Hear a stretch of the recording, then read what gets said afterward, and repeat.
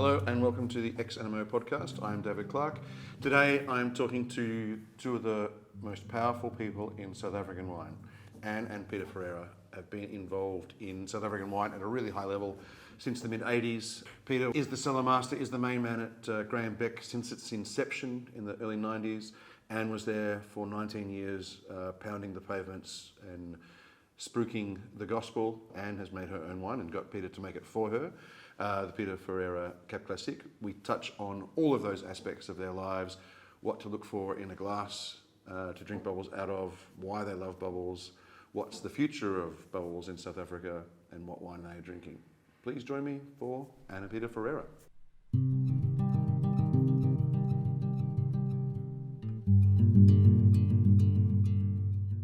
Hello and welcome. Welcome, Anne and Pieter Ferreira. Hi, Love, Dave. so nice to be here. Thank you. Oh, pleasure. The reason I have you here is this podcast is about the leading people in South African wine and the two powerhouses that you are. It seems like a perfect fit. So, how did you guys meet? This is a long story, but I actually knew Anne's mother and father long before I knew there was an Anne in their lives. Oh, really? Yeah. Okay. So this was in Franschhoek, going back to 1984. We virtually sort of got to Franschhoek together. Anne's father bought an old coffee shop called 1688, Okay. which became Le Quartier Français. Oh, right, okay. First fine dining experience that sort of changed the gastronomy directions. Yeah. And being a bachelor working for Achim then, it was a one-horse town. There was nothing really happening around then. There was no wild ladies running around Just the cruising streets. with some single ladies. Yeah, wow, yeah. That was less hopeful. So you're going for the married ones, were you? Or? So I struck up this relationship with Audrey and Arthur, and she invited me into the kitchen. Fortunately, I loved cooking and things like that. So it was a bit of a love affair. And then, as things goes on over time, I sort of started to ask a few questions, and there was a girl called Anne running the roads in the streets of Stellenbosch. Never wanted to come to Franschhoek because it was a one-horse town. Yes. And anyway, yeah. So back then, Stellenbosch was the big smoke. Exactly. Well, from Johannesburg, yes. So lo and behold, we sort of finally met 2 years down the line from there, towards the end of 86. Okay. And then it was a little bit of a love affair that grew into an incredible relationship. Yeah, awesome. And you were already in the wine game, obviously in Franschhoek at that point? Or? Yeah, I was I started my winemaking career with Achim von Arnhem. Okay. Pierre Jordan fame, and he needed to have somebody because Achim was working for Anglo-American, Johnnick in those days, which is Boschendal, and they said, well, you can have a side thing, but you can't be involved. So he needed someone, and I was very fortunate. Cool. On the timing, that it was my first winemaking career with Achim, and I spent 7 years with him before I moved on to Graham Beck. Very cool. It was also the first farm to specialize in just making Cap Classique. Yeah, right. Okay. Was it called Cap Classique back then, or when did that all? We had the reference to Méthode Champenoise, Okay. but it was coming to an end in 1995. Okay. So at the point, let's call it the early 90s, we stumbled across and says, listen, let's be ahead of our game and find something uniquely South African. So Cool. At that point, there was 14 like-minded bubble producers. Yeah. And we cracked the terminology Cap Classique then in 92. Cool. And Anne, without revealing too much, what were you doing in Stellenbosch at that time, in that sort of mid-80s? Or can you remember? Was it like your 60s? It was definitely my. I might learn something. I was doing as little as possible. Oh, right. I was in my goth period. Oh, you're right. Okay. Black, dyed hair, Okay, yeah, right. a little Okay. bit wild. But yeah, my parents had always been involved with food and wine as a passion, and my father was actually the very first group of Cape wine students when they created it. Oh, okay, cool. And he went up to Cape to dip 2. So when he got to Franschhoek, he had a relationship with Achim, and they became the biggest distributors, interestingly enough, for both Puigerdam and Boschendal, Oh, right. Okay. based in Franschhoek. And Right. he set up a little wine shop. Okay. So with you a- were in the with a industry. vigneron. Your family was in the industry already. Yeah, just Okay. well, it was my mother's restaurant, but my father. Okay. And was I don't know Franschhoek what at that time like a food and wine destination yet, or was it not really? No, it was really quite a small town. It had nothing, literally. Town closed between 12 and 2 every 2, day. yeah. Oh, On right, a okay. Wednesday, the butcher closed. Yeah, right. And the hairdresser, by the way.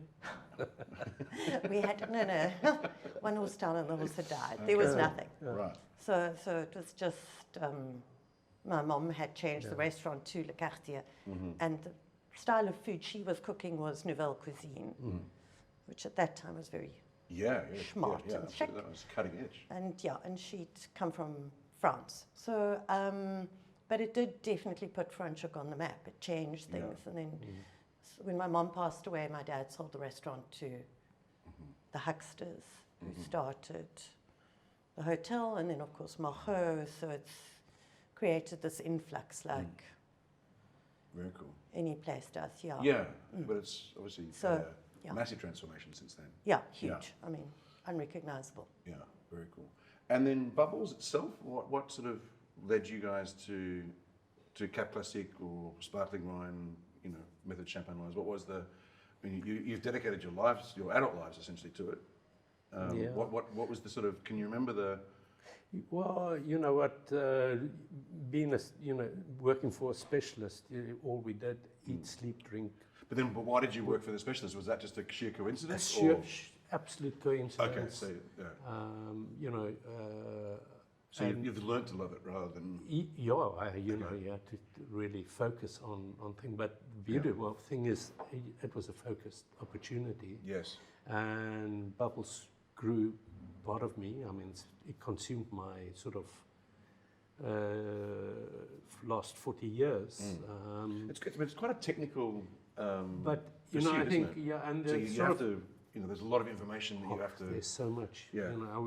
We can most probably delve into that, because Anne and I've just returned back from Champagne, and I found a new area of Champagne I never knew about or Yeah, right. understood, because I've never been there. It was Yes. called the Aube. Yes. But we can must probably park that for a little bit later. But I think as soon as you specialize, there's a South African thing. You want to be everything to everyone.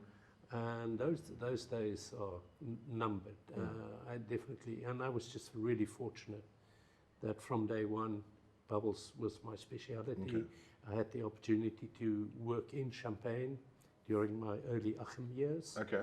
He forwarded me. Where did you work the in idea. Champagne? So I worked at MUM. I had a short stint at Clarke.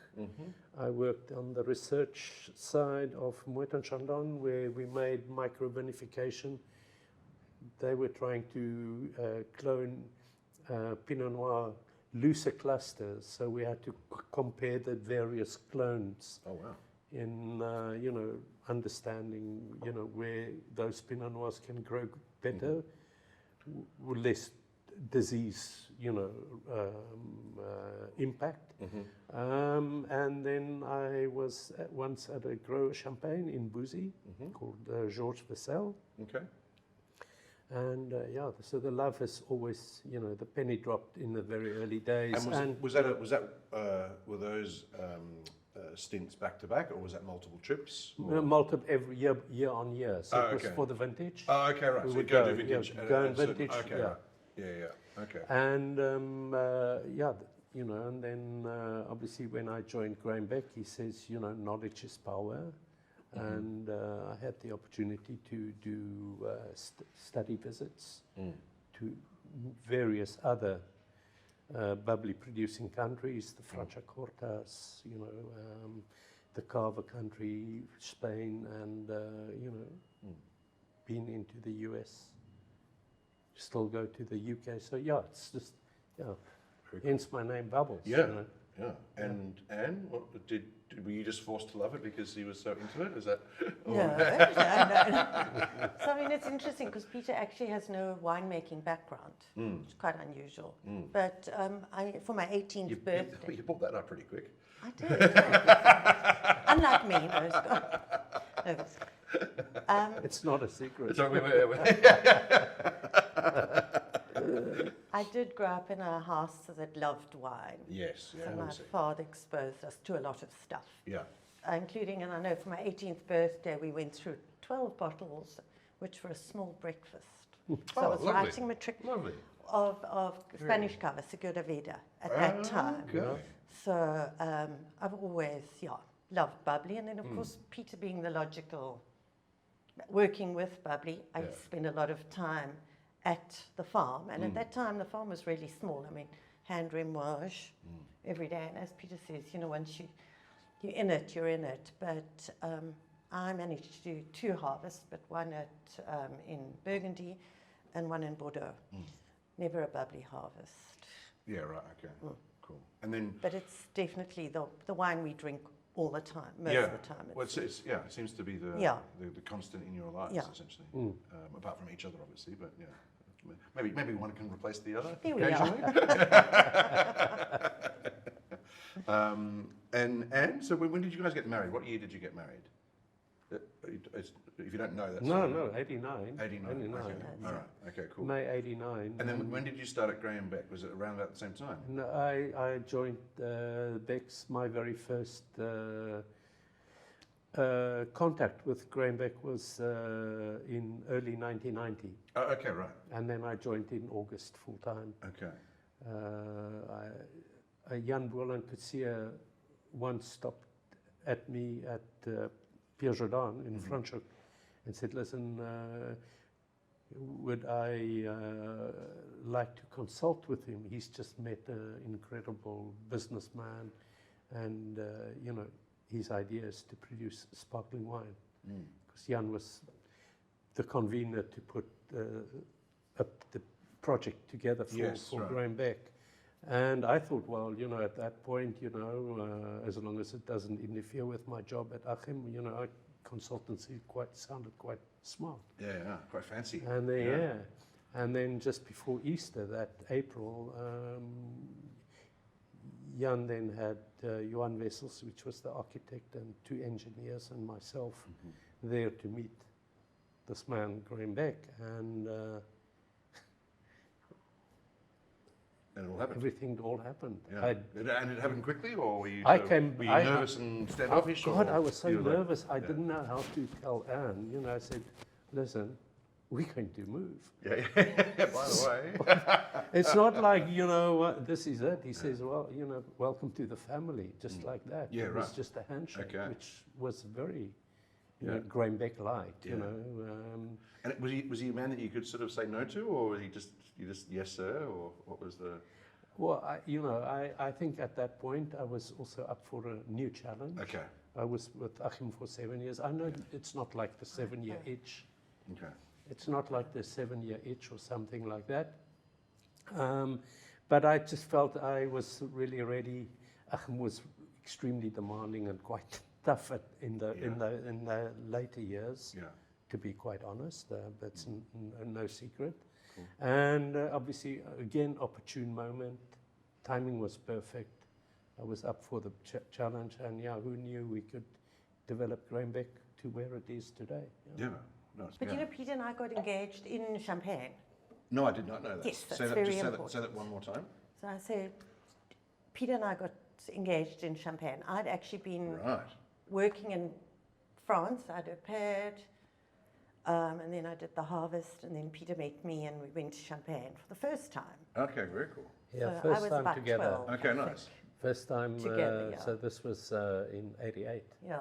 And yeah, I vividly remembered as, you know, I now had the bottle. I was so, you know, looking after it, you know, traveling from South Africa. I just finished the harvest there. I managed to look after it. It was a 78 Dom Perignon, by the nice. way. So I thought I had a bit of style. Good, you good know, vintage 78, just by the way. but the next, yeah, of course I know what. But now I realize we can't drink out of the bottle. I've sort of secured a bench, a park bench, just outside the railway station where I met I've secured Anne. a park bench. Very romantic. But now few I red said, well, flags. quickly before we sit, you know, we need glasses. God, we got the most awful flutes.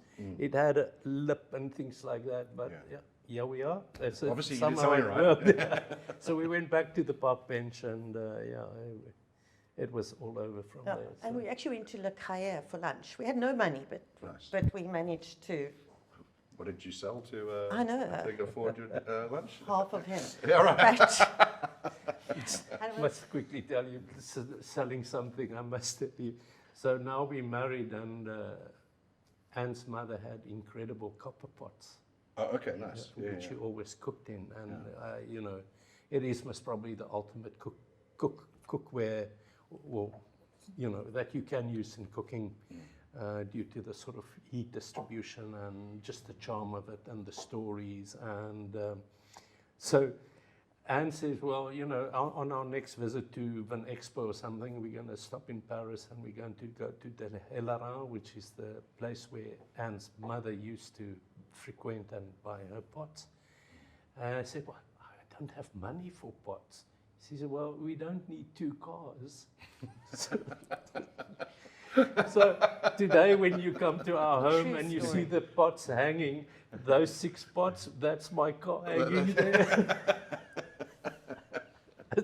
Nice swap. I mean, the car Funny. would have broken down by now. Oh That's my still God, going. yeah, no, absolutely. I mean, we've got pots now from Anne's mother that is well over 100 years, Yeah. if not more, older, you know, and it's still in use. Yeah. Amazing.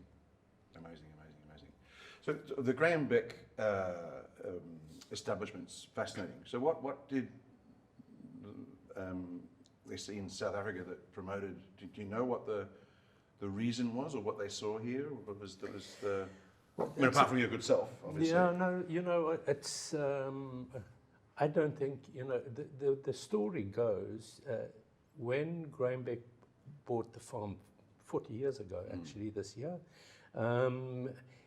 he was given a coffee table book by someone which is written by Dave Hughes and Phyllis Hands.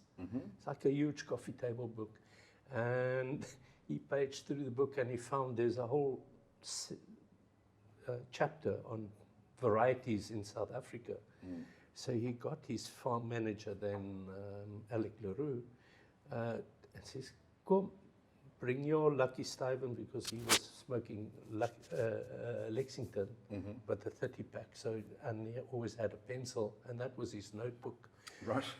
So he had most probably a brandy and coke, and Graham Beck had some Chivas Regal. And they paged through this book and they listed all the varieties that could grow well in Robertson. Somehow planted 15 varieties. Okay. That was viticulture in those Yeah. days. And that Don't was tell Bertha. viticulture. No. Oh yeah, that one as well. Yeah, and that one's a bit later than this one. Yeah. Let's spread Well, at least there was the some love. sort of selection process, I guess. Thank God there was a bit of Chardonnay and Pinot Noir. So when I joined, obviously, working with Chardonnay and Pinot Noir at Achim, and understanding by then that these are the gems for bottle fermentation. Because I mean, Chardonnay and Pinot Noir hadn't been in the country that long officially. had No, they? if you looked, I mean, Like Pinot 10 Noir. years-ish? Maybe a bit Pinot longer, Noir 15? wasn't even 10 years. Chardonnay was just over 12 years Yeah. because of the smuggling Yes. thing Little and suitcase.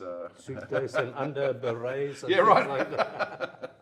So, we still today I can't really answer that question. Why did Graham Beck want to do bubbles. He just said he wants to be the best example that we can take into the international market.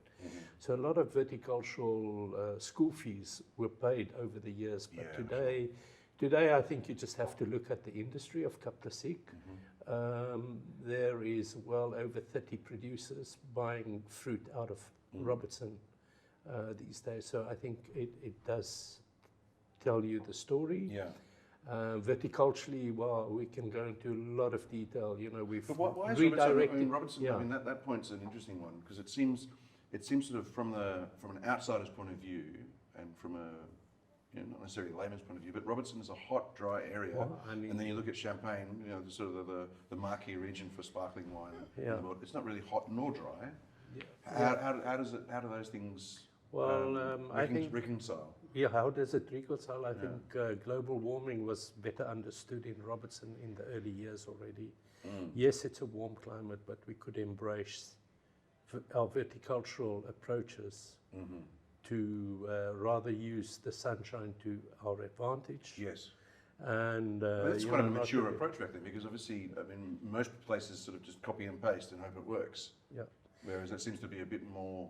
Yeah, you know, nuanced. we always, you know, when I ever went to tastings from when we lived in Robertson, and we came to Stellenbosch or something, ja, daar aan die kant die berg, julle kan net brandewyn maak, you know, and but you know, challenge accepted, you know, and we know today that the quality doesn't start in the cellar. If you don't have 100% fruit quality, you have very little chance to produce a good bubble. So viticulturally, over the years, we've addressed it in many, many ways. So yeah, what has been the most impactful decisions in the First of viticulture? all, what makes Robertson unique, special? Yeah. There's only one son, Robertson. Okay, it's got sunshine. Okay. Okay. So we live under sunshine conditions, but if you manage the sunshine, you can have beautiful fruit. We don't have the neatest vineyards. Well, now they're looking all beautiful, upright, but we allow it to sprawl.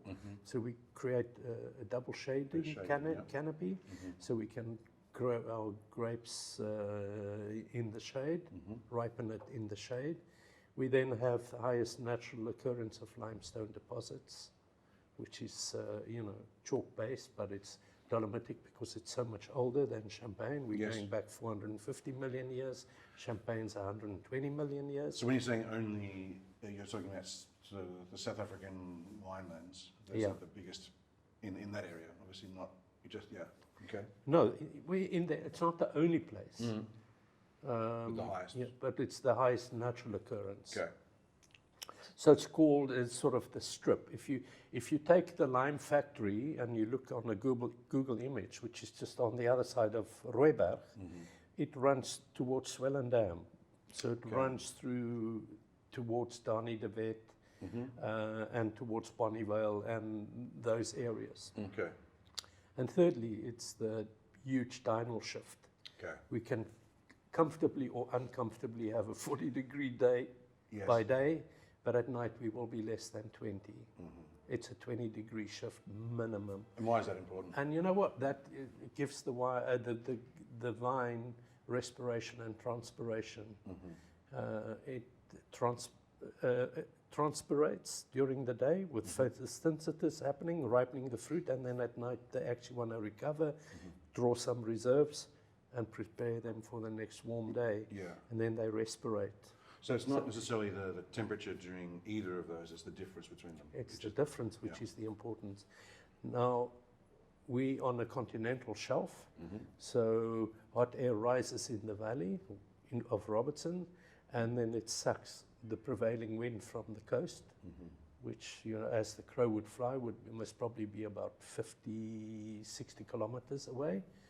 And that cold air reaches Robertson by 2 o'clock in the afternoon. Really? That's interesting. Every day. Yeah. So the peak of heat is at 2, maximum 3 in the afternoon, and then it starts going through this huge huge shift then. And then, you know, it can go down as low as 15 degrees. It's phenomenal. Yeah, it's wow. phenomenal. Yeah. Where, you know, you go to Stellenbosch, they say they never go over 34 degrees. Well, they should just standardize their probes maybe once again, because we know it gets warmer than.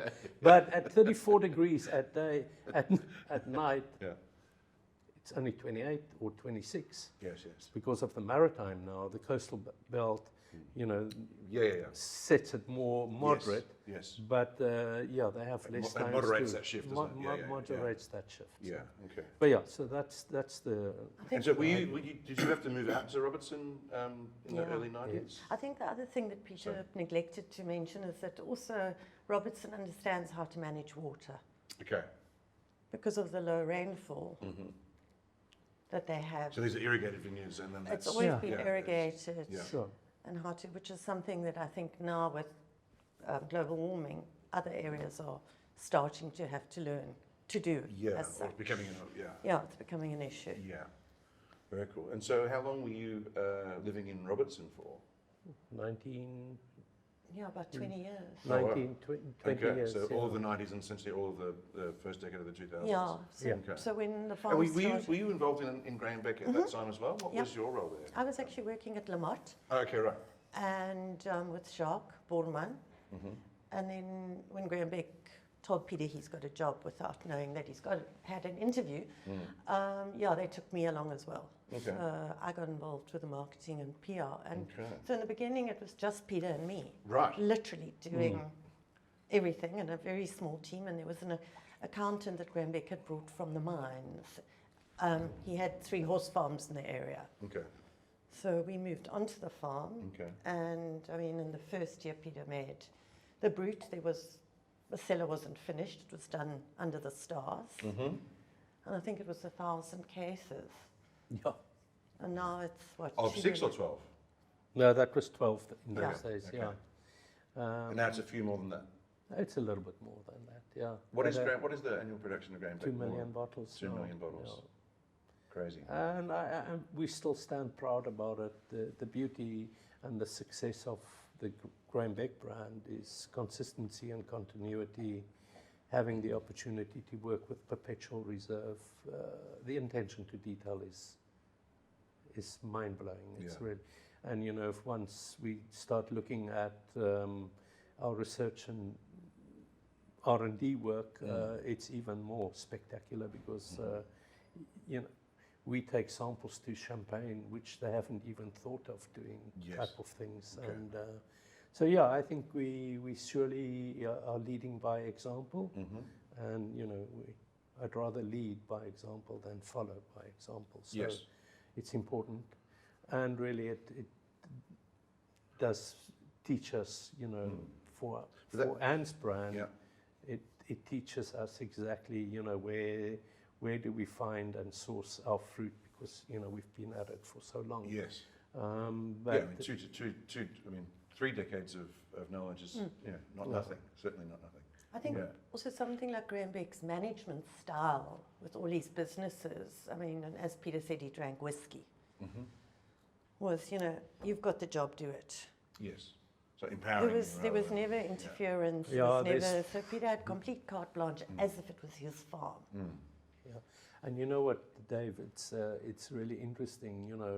He also very subtly wrapped you on the knuckle, but he allowed that little play as long as we delivered on the bottom line. Big carrot stick. But then he taught us just so little thing. It sounds like cliches today, but you're only as good as the people you employ. That's a huge responsibility. And it's knowledge is power. Don't be like a horse running with blinkers. There's a whole world out there. Speak to your neighbor, speak to your enemy. You can only learn something. So it's been phenomenal. He's long gone. Sadly, he's not with us anymore. But it's the touch and feel that he taught us, and that's really amazing. Still carries his energy through. It's like he's still there, and it's beautiful that it's still family owned, Yeah. Amazing. I was going to say when you said that you wanted to lead by example rather than follow by example, that first follow is also very important because it lets everyone else know that it's okay to go down this way. So it's you don't have to be first to Well, to I the mean, post. I mean, if it's a good idea, do it.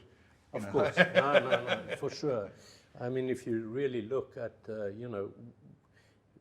Graham Beck wasn't a late starter as such, if you look at the history of Cap Classique, with it starting in 71 with Simonsach, and then the early 80s it was people like Boschendal, Achem, Valera coming on. There was the Bergkelder who came on, and so yeah, but we slowly learned very quickly in Robertson, and I think. Cool. I was going to ask Anne, in those early days of the PR marketing, what was the sort of the public perception of South African bubbles? What was the prevailing style that was being bought and sold, and what challenges did you have to try and bring a new brand into market? It was non-existent. I mean, Really? pretty much, yeah. And Okay. people were still big brands. The big brands then were still La Domaine, Cinzana. What was it called? The pink cold duck. And these These were not Cap Classiques, just not like at Charmant all. method, essentially. Not even. Some Oh, of them really? were just plain Just- gas impregnated. Yeah, okay, yeah. right. Probably the finest example was Niederberg Okay. at the time, which was Charmant. Yeah. Little soda stream sort of. That's Yeah, it. yeah. Yeah. And Robertson was also kind of seen as the back end of everywhere. It was still quite Bergkelder driven in a lot of the farms. Yes. Were doing their marketing and sales and everything through the Bergkelder. So Dani de Wet and all of those people, there weren't that many farms and very much cooperative heavy. Yes. Now they're called wineries. So I mean, we both like people, so it was quite easy to hook into the right people, to come out, to bring them out, to go to the market. Who were the right Stars people at that test. time? At that time, it was. Who moved the needle for you? So the wine media was strong still in those days and influential. Yeah. You know, every newspaper had a journalist Like or a somebody wine who writer or something. had a wine writer throughout South Africa. Every magazine, which was still strong, would have a section on wine. So there was people to and talk to. yes, essentially. there were lots. Okay. I think it's much more challenging today Yeah. to try and find people to talk to. Yes. And it was an easy, inexpensive way to do it. And people were receptive to it. They liked the bubbly. Yes. And then, of course, we had certain things that worked a treat. Was the fact that when Nelson Mandela was inaugurated, they used Graham Beck for that. How did you manage that, man? It was Or you cannot reveal your secrets? can't reveal that secret. They paid for it. Yeah, okay. Which was fantastic, you know. Yeah. It did actually come through a relationship with Saul Kersner. Okay. Yeah. Right, okay. And they did all the... And just, I just want to stick on Robertson, then we can move on. I mean, Robertson seems to be probably a misunderstood region, I suppose, overall, from those who aren't there. Yeah. In Bubbles obviously works there very, very well. There's not a lot of really top-end table wine producers there. Is it just the conditions are more susceptible or more sort of inclined for Bubbles production, you think? Or is it a personnel thing? Or I'm not sure. What is it? Is it economic? Is it climatic? Is it geographic? Or is it sort of fad-based, opinions? I think it's I think Anne alluded to it just now. You know that it was very much a cooperative driven. I mean, between the McGregor, Bonneville, and the two in Robertson, and then Rooiberg. If you collectively looked at that, they must probably produce 90% of all bad wine in the region. You know, because co-ops. Yeah. You know. I suppose that what I just said about Robertson could have been said about the Swartland in the end of the 90s. Yeah, very much But so. then there is kudos. There is lots of work that has been done over time now. But you have to give when I give respect to somebody like Dani de Wet.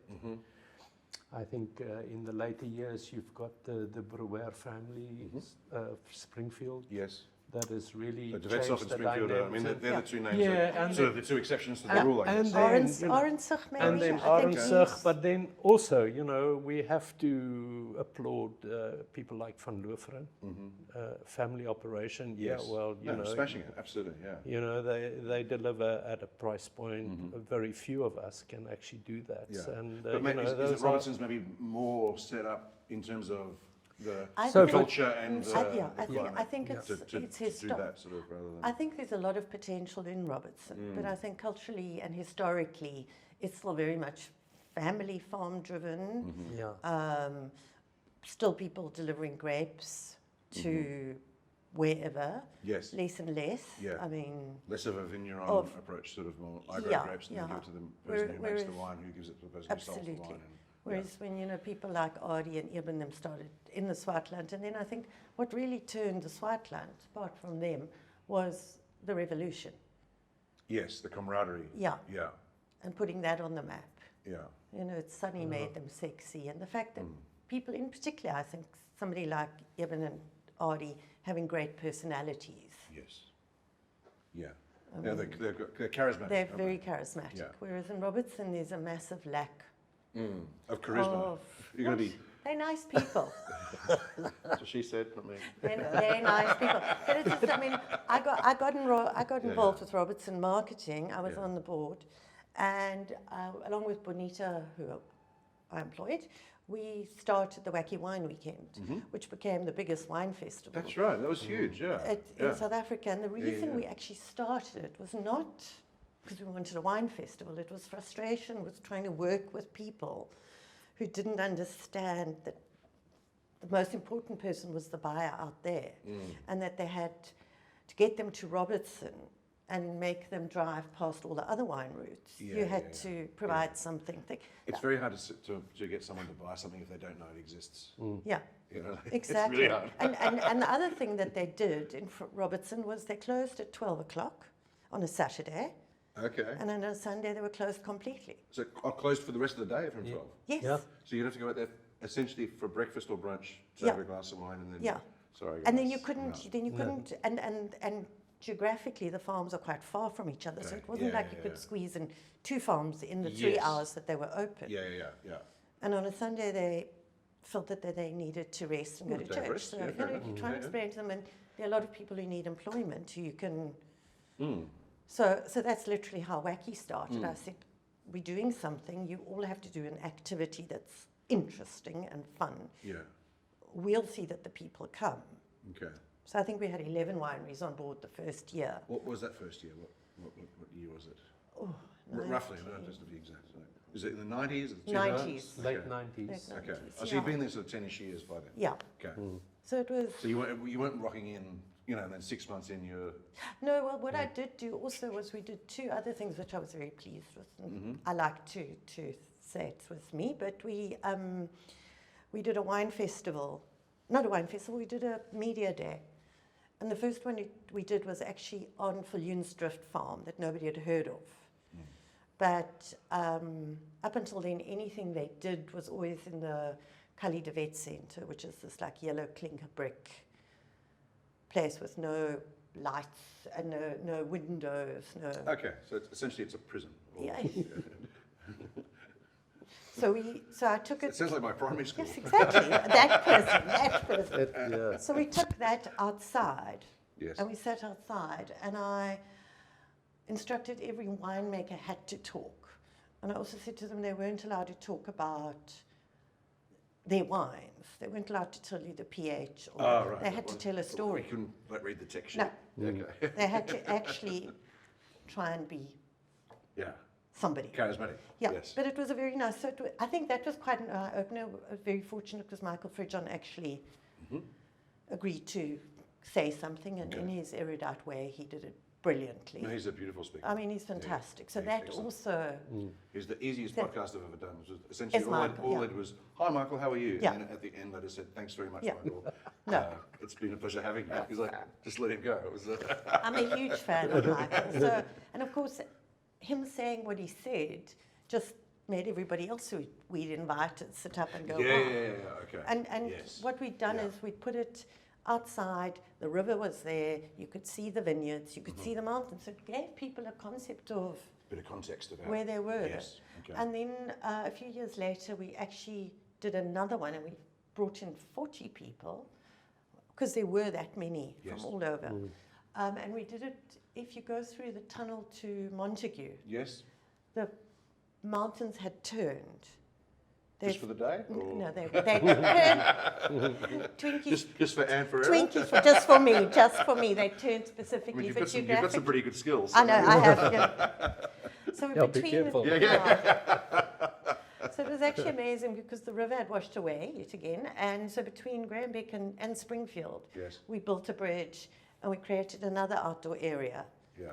and we brought them in to say this is the Robertson area. You know, it was the Baardvallei, Bonnievale, Ashton, Robertson was the wine route as such.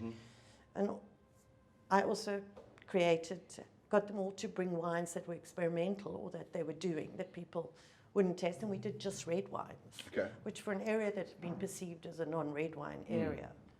Because I mean, Graham-Beck now Was. is bubbles, but back you're making, I mean, many years Oh, yeah, red yeah. and white production as well. Yeah, It was those 18 different Yeah, varieties, different or varieties, 15. right, no, it was, but obviously we very quickly learned, maybe a 5-year learning curve, which varieties was more suited Okay.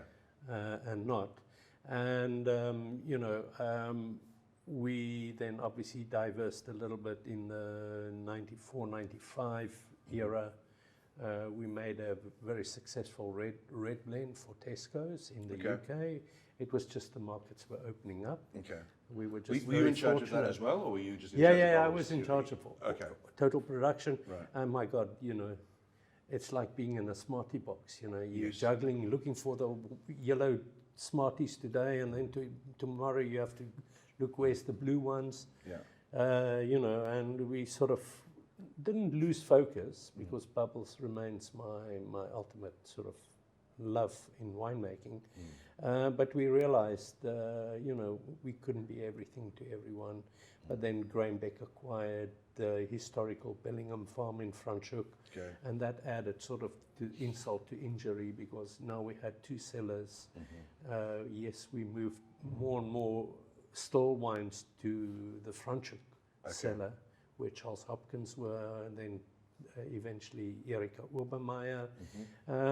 But then, we came to a point, especially when Franschhoek was going to be sold.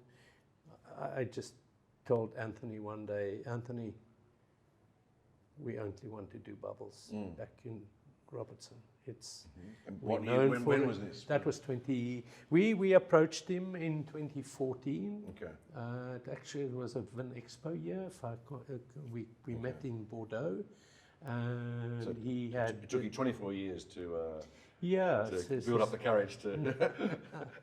I guess, But again, as I mentioned, we realized, we couldn't be everything to everyone. Yes. And, when there was too many cracks starting to develop, Okay. which is your favorite child type of thing in the cellar, having 15 to 18 different wines. Yeah. And and then 2014, they then had a board meeting where they discussed it, and we got thumbs up. Okay. So 2016, because then we had a phase out year of 2015, so we had wines made already, and then in 2016 was the first year of. And the vineyards, were they sort of specialising. grafted over to sort of more? No, bubbles? we had fortunately we always had sufficient Chardonnay and Pinot Noir because those were the ones we were planting on for the Cap Classique production, and then we still have quite some fallow land, so which was the red varieties, mainly red Shiraz, Cabernet, and some Merlot. That in future will become new plantings of Actually, that's been ripped up and. bubble varietals. Yeah. Okay. No, very interesting. Yeah. Very interesting. I think also when you're making something you love, you're passionate about a specific, you're going to make brilliant, not taking away from what they did with the still wine. But I mean, Peter's love was always the bubbly. Yeah, there's a reason why they're not making still wine Yeah. anymore. I mean, it's fairly clear. Yeah, but yeah. So I don't know where you were going. No, So, I do know now. you I've got my it. background You got it. now. Okay, No, I wanted cool. to talk or ask about that transition into democracy in that sort of the early to mid '90s, and on the professional side of things, and you can answer on a personal side as well, but I'm probably more interested in the professional side of things, of that, how that transition was for you guys, and how, it would have been a total upheaval and total sort of landscape change. It was, if I recall, the Grainbeck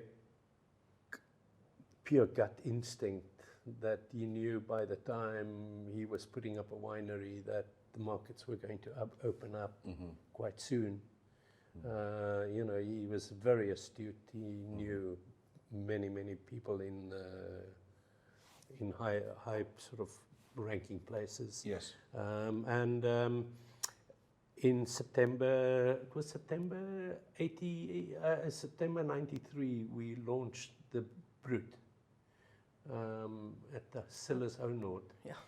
And Grainbeck says timing is perfect because you'll see the changes. It was just when Nelson Mandela was freed from Pollsmoor, Groot Drakenstein,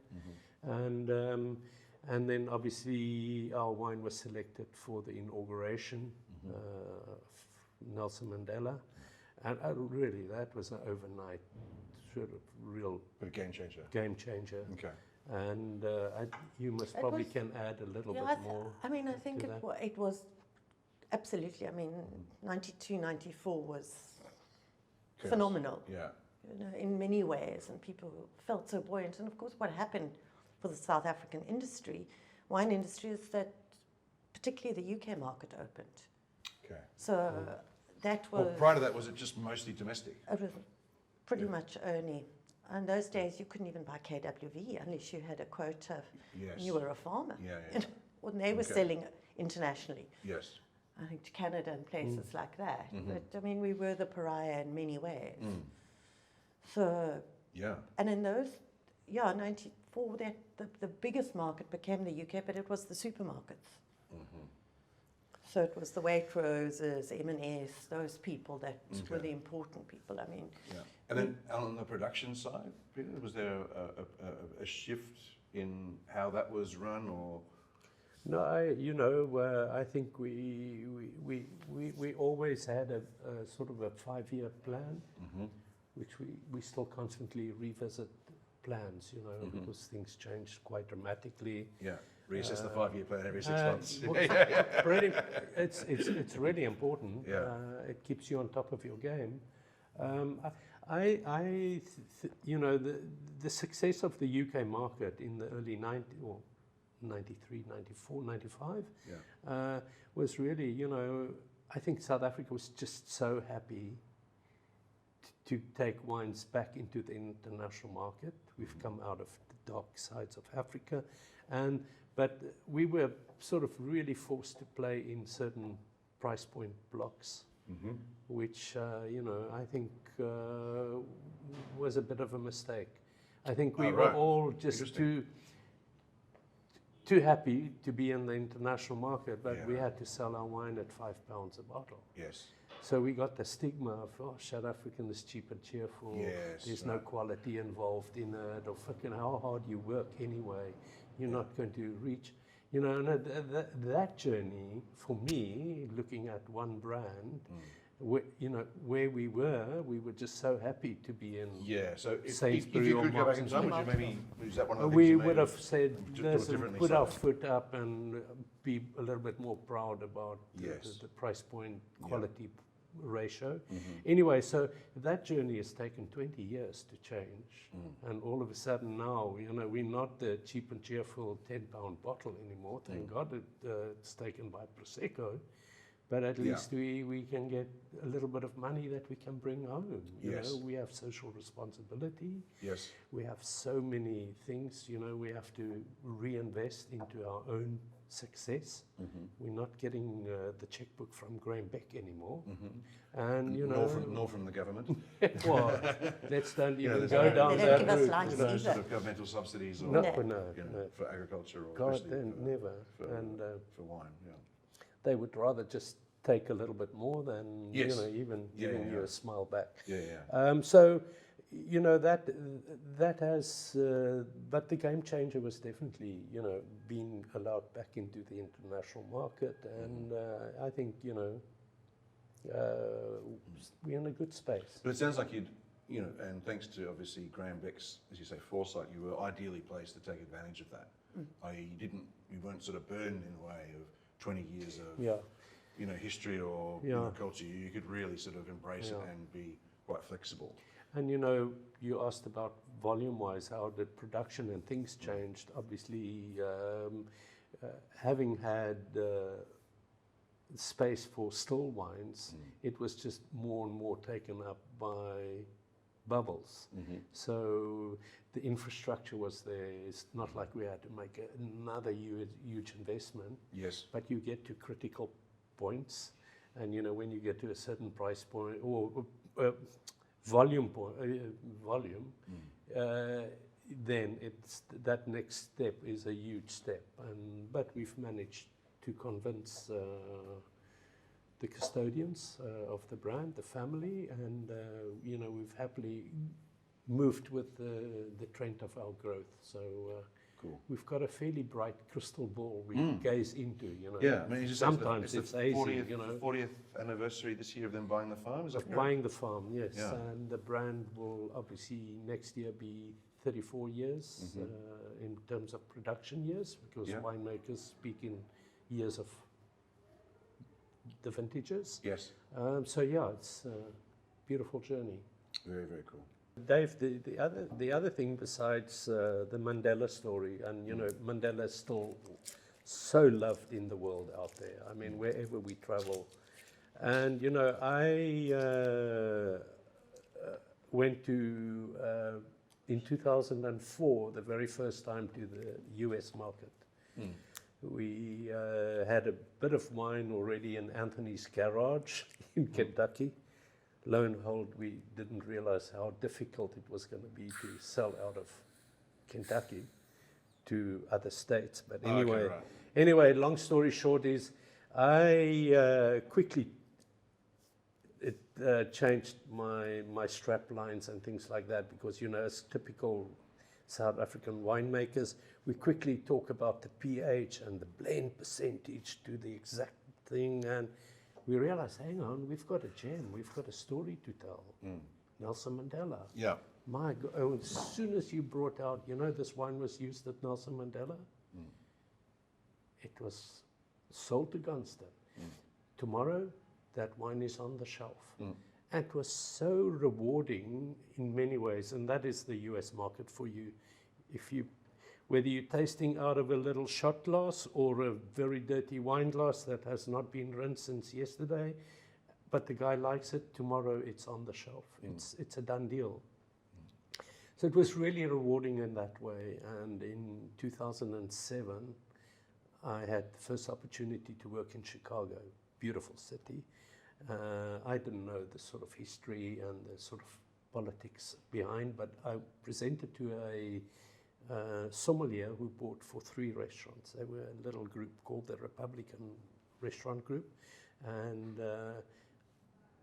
I started off and said, would you like to try a wine that was used at Nelson Mandela's inauguration, our Graham Beck Brut?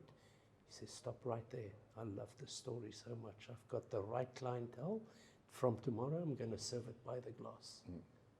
Lo and behold, February 08, Barack Obama, the senator, declared himself as candidate for the Democrats. They went to one of the favorite restaurants, which happens to be one where the sommelier was, called the Blackbird.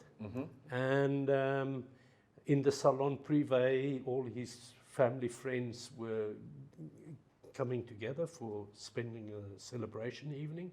In walks Edwin with a tray of Graham Beck, and says, you know what, please enjoy this beautiful sparkling wine from South Africa. It was used at Nelson Mandela's inauguration. Well, that's very cool. Yeah. Michelle Obama then insisted on the 3rd of November, where can she find that beautiful sparkling wine? And we rushed around. I think we managed to get them 16 bottles.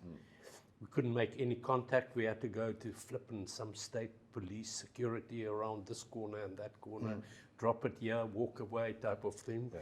And But if Michelle Obama says it's okay, then it gets okay. done. all right. Anyway, Doors so open all of a sudden. I wrote a personal little note, but I never heard anything back. But you know, just the story of Nelson on it, and yeah, that's how he used it as a private Little celebratory drink Yeah. before he went on to do his inception speech. Very So it's a cool story, it's really. But again, it's the power of storytelling 100%. that is Yeah. becoming more and more important in wine business. Go and just, you know, it's the same pH as this, and oh my God, that's boring. Problem is today in America, you've got to check who you tell the story to. Yeah, okay. Who's going to make America yeah. great again? We're going to move on to Yeah. Pieter Ferreira. the second part of your third or fifth part or 18th part of your professional journey into Pieter Ferreira Cap Classique. But before I do that, what I'm going to do is I'm going to pour you some both and ask you questions about, just general questions about sparkling wine and, you know, Cap Classique bottle fermented wines. First one being, what is your preferred glass to drink these delicious wines out of? I think So I've got sort of like a normal sort of Sure. quote unquote sort of Bordeaux red wine glass. That's for the water today. Got these Gabriel's a universal glass, which I quite like because they're universal. Yeah. There we are. Oh, Obviously wow. obviously there's Jesus, flutes, you there's- sound like the there's professor cubes. here. Yeah, Oh, absolutely. man. There's flutes, there's cubes, there's like wide flutes, there's skinny flutes. What's your, at home, if you're drinking just a bottle of bubbles, in terms of it's not a special occasion, it's not, you know, in particularly, you know, Ironically, it happens to be the Universal Gabriel okay, that right. we drink Okay. from, so it's quite simple. Yeah. We sometimes use the Riedel's. The Prestige Cuvée one, is it the round one? No, that the Prestige Cuvée one is the Lehman glass, Oh, okay. which is more We like a use little that one balloon as well. shape Yeah, as yeah, well. Yeah. But we use the Veritas glass from Riedel as well. Yeah. Okay. Yeah. I'm sure through the magic of the internet, we'll have a picture of that somewhere, maybe here. Yeah. So everyone can Oh, see. yeah. I can do. So what you don't drink out of flutes essentially No. that much? Why not? What, briefly, can I You can quickly do give you a quick you can rundown? you can do it briefly, Yeah. and you can do it in long format too. No, it's really, the study of stemware is incredibly interesting. And everybody can do this at home. Take your favorite bottle of bubbles. We're talking all bubbly. Pieter Ferreira Cap Classique. Take your favorite bottle of Pieter Ferreira. Take your, that one. Yeah. And if you have that prawn cocktail glass at home still, and there's Yeah. many The of Marie them still Antoinette around, glass, yeah. yes, have that, have a flute, and then, you know, if you do have the universal and maybe something else, The white wine glass, coffee cup. and Even just more. take the same wine and pour equal amounts into each glass. Standard pour as it goes. You can get 6 glasses to a bottle. That is sort of the Not the reference Clarke point. household, but okay. No, of course. But in terms of generosity, it's called the 5 ounce pour, and it's 110 mils. So if you can even take a little Cokie and just mark it, so it's all precise, and then just experience that same wine in the 4 different glasses, and there's a whole new world that opens up. Yes. So You'll have 4 different you know, experiences. from a wine that quickly loses its bubble because of the huge surface area, the Marie Antoinette coupe, Did you say to that much about- more of a. I mean, if this didn't have a top on it, this would almost be the same shape. So why does this not lose bubbles as quickly as it? Is it because it has the, or is it just a mystery of life? Well, I think the Marie Antoinette is a third bigger. Oh, maybe. You know, if you just 1.5 mils either way, you've just got such more larger surface area. Yeah. So there is the It's thing like- of a tulip. It's why I always buy the large pizza. Yes, exactly. Clearly. All right, but obviously, in the problem with Marie Antoinette, you actually have to stay standing very still or be seated. Trying to walk with a glass of Yes. it is messy. Marie Antoinette's And great you for know what? martinis. You somehow can't find the lip Prawn cocktail. because of the wide thing. You're not sure, are you Yeah. here or there now? But it loses its bubble very much. High-speed photography over the years have been shown. There's an incredible professor in Gans University called Gerard Liège, and he's made some incredible studies. And they've realized that because of the last surface area, everything on the side just dissipates. And if you had these 4 glasses at equal amounts on a scale teared out, you will quickly see that the one in the coupe loses bubbles quicker. It becomes lighter, Yes. if I can explain it that way. And so And anyway, Yeah. and then you've got the flute, which is beautiful. Yeah. Visual impression on a flute, nothing beats that. But again, It's using the opposite. it It's reverse engineering the problems of the coupe into something that yes. Yeah. closed, It's small surface closed, area. but again, you have a small surface area, and if you have it filled up, the bubbles and aromatics flow. You can clearly see it if you have near infrared photography. You can see how quickly it's running off the sides. Right. Where in a larger bowl glass with a slightly tulip closing, you're suppressing. Yes. The wine's expanding because of the wider surface, and then it sort of closes up and keeps the aromatics, and you've got so much more airspace. So nothing's escaping out. Nothing is really escaping out. Yeah. And temperature-wise, I mean, this is straight out of a commercial fridge at sort of 4 or 5 degrees.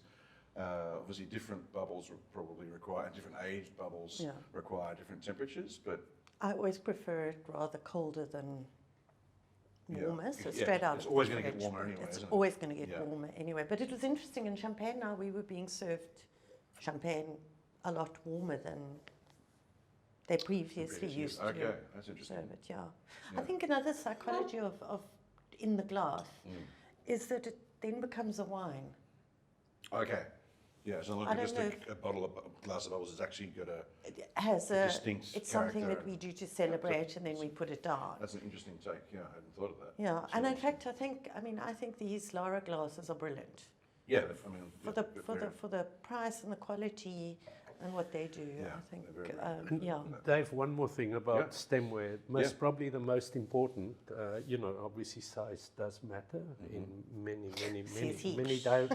sort of directions or whatever. But make sure the glass hasn't got a lip. Yes, yeah, cut rim. Yeah. In the- So in the olden days, it was George Riedel. He's been to South Africa, and he's in the 90s. Max the Million, or his son now, who's running the business, is thinking of coming in to South Africa later next year. Okay, nice. And they taught us not to have a lip because, again, in high-speed photography, if this wine is hitting the lip, it misses the early receptors of sweet, sour, and bitter sitting on the front of your tongue. Yeah, push it to the back. Yeah, maybe. pushing it to the Yeah. back. So if you, It's like trying to feel things with your palms rather than your fingertips. It Yeah. doesn't- So you can imagine if less you receptors, yeah. if you go down the road to one of the wine bars and you're paying 90 Rand for a glass of bubbles, you're getting half your buck because you missed the early receptors. Yes. That wine is starting at the end Yeah. and, No, glassware and not is- at the beginning of the journey. Glassware is incredibly important, but I don't think Yeah. you need to spend, as you say, a shitload of money on This glassware is- to get the best out of the wine. Yeah. I mean, neither of these are super expensive. One's much cheaper than the other, but then the upper end is almost no limit. So Yeah. And then now we've discussed glassware. When you're assessing bubbles, what are you looking for? What makes a good glass of bubbles? I mean, it's a difficult question. No, it's not. Okay, good, excellent, great. It's an easy question. This is great. I think, what is it, what you're looking for? What are you? No. Oh. Not what are we looking for? Oh, what is Peter right. looking for? What is Because I Anne just- looking for? No, I was Yeah. just going to say, can I have a second glass? Yeah. That is the type of thing, because I think the truth is much more understood in the second glass than in For the sure, first for glass. sure. But if you have had a shit day, then maybe you need 2 glasses to get the day away. I'm not Trust me, necessarily this is think that's what the we wine's do. fault. This is what, It's there by circumstance, rather than. this by is what design. we do daily anyway. But no, what I truly believe a great bubbly, Cap Classique, if we're talking Cap Classique, has to show texture. There's too many wines that is quite pretty, floral, it hits the palate and then it seems to dissipate. Singular. So tactile. There is definitely things, and we have learned we have to be patient. Things are perfected over time, and with time comes texture, comes complexity, comes richness. There's just so many things that is contributed. And that is what I'm looking. I'm definitely looking for texture. There's a few different ways to build texture in bubbles. Obviously, one of them is lees contact. Yes. The other one is sugar, I suppose. So Is interestingly dosage? not. You don't I think so? don't think so. I mean, as Peter always talks about the dosage being the lipstick and eyeshadow. And generally, I think the wine will tell you what kind of a dosage it needs. You can't say, oh, I want a Brut Nature or an Extra Brut, but put it on the lees for 12 months. Because it's just not going to work on the wine. Why not? It's going to be too dry, too aggressive. It doesn't have the complexity. The bubble's not. But why is fine that a enough, problem? isn't it? That's kind of what I'm getting to, is like you either have the texture from the So you lees, get an or unbalanced wine. I understand that, but what I'm saying is because you're saying it's going to be too dry to have that short of lees contact, is that? Yes, so I'm saying yeah, it so what I'm doesn't. saying is if it's too dry and too aggressive, then would not be adding more dosage, make it less aggressive and less. So Yes, I mean, they're different types of texture. You're right. I'm not You're saying, right. I'm not No, saying you're it's right. Okay. so it's almost like a replacement for time. Yeah. You know, No. like and I'm not against No. sweeter Yeah. bubbles or No. at all. Yeah.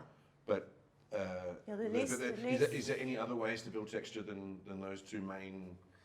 Yeah, I ways, think or- the attention to detail, the way you handle your fruit from picking Okay. till it's in juice form, makes a huge.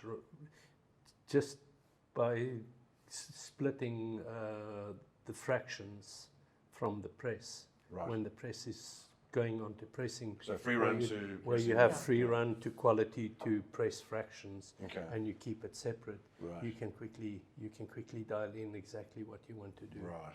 Okay. That's interesting. Stylistically, you touched on it. I think it's also a stylistic thing. The success of any good bubble brand or Cap Classique, in my mind, is consistency and continuity, the golden thread. Yeah. Right.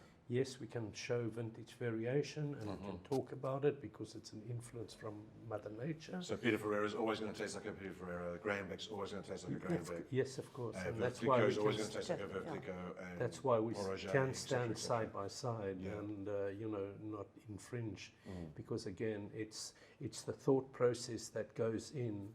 And Anne's taught me a lot because her palate is super bright. She also knows exactly what she wants. And knows how to get it. I paid him.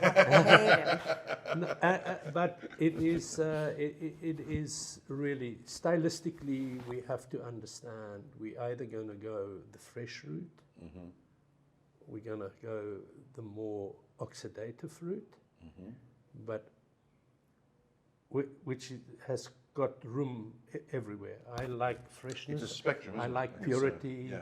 So I like that spectrum, but within that spectrum, yes, you can have a beautiful aromatic wine at a young stage, but you can keep that same and have this beautiful texture, complexity over time. So it is where you want to play in the market. Yeah, So okay. so it's a band of stuff which will most probably guide you along the route. So if I gave you a glass, both of you, a glass of bubbles now blind, what would it be? How would you assess it? What would we? I mean, obviously, as you say, you'd be looking for the texture. What else would you be looking for in terms of The nose. the nose? Okay. Yeah, What specifically definitely. are you after? Well, Or are you depending on what it looking is. But Yeah, I yeah. mean, if it's But this is again, a just a wine that looks like this essentially. Yes. So, yeah. Yeah, no, so I mean, I would be looking for fruit, probably citrus or pear, brioche, if there's wood in it, creaminess, and then Do you want woodiness? Do you want? No. Is that like an oaky sort of sweetness or spices? no, or, you want the or you oak want the to sort of create more leesy sort of yeah, character? more leesy. Okay. You must also keep in mind that any glass of bubbles has a magnification of 4.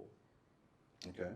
So the bubble enhances whatever is there as fruit or as wood Okay. or as yeast or as that. In It's the olfactory, because It's an because- olfactory of 4 times. Okay. This has been written up many, Okay. many times. What is the sort of the It's- process there in terms No, of the it's the, interaction this, between the it's wine the and our body? CO2. The Oh, the CO2 CO2. Correct. explodes that. Okay. You can imagine the That bubble pushes is us- rising, and it pops. And it pushes you it know. through the olfactory. So, okay. and the olfactory, and because of CO2 is a very quick carrier of aromatics. Right. Obviously a little bit of bubble or alcohol as well. That's why we all feel a little bit more tipsy Yes. after glass 1. But you stay on that level. You're never going to rise because we're having... Until you have glass 2. No, but Just check if you're on the right track. bubbles are hardly over 12% alcohol. So, Yes. we are Yeah. very fortunate that we have much more purity. You're not relying on alcohol to give you body and Yep. things like that.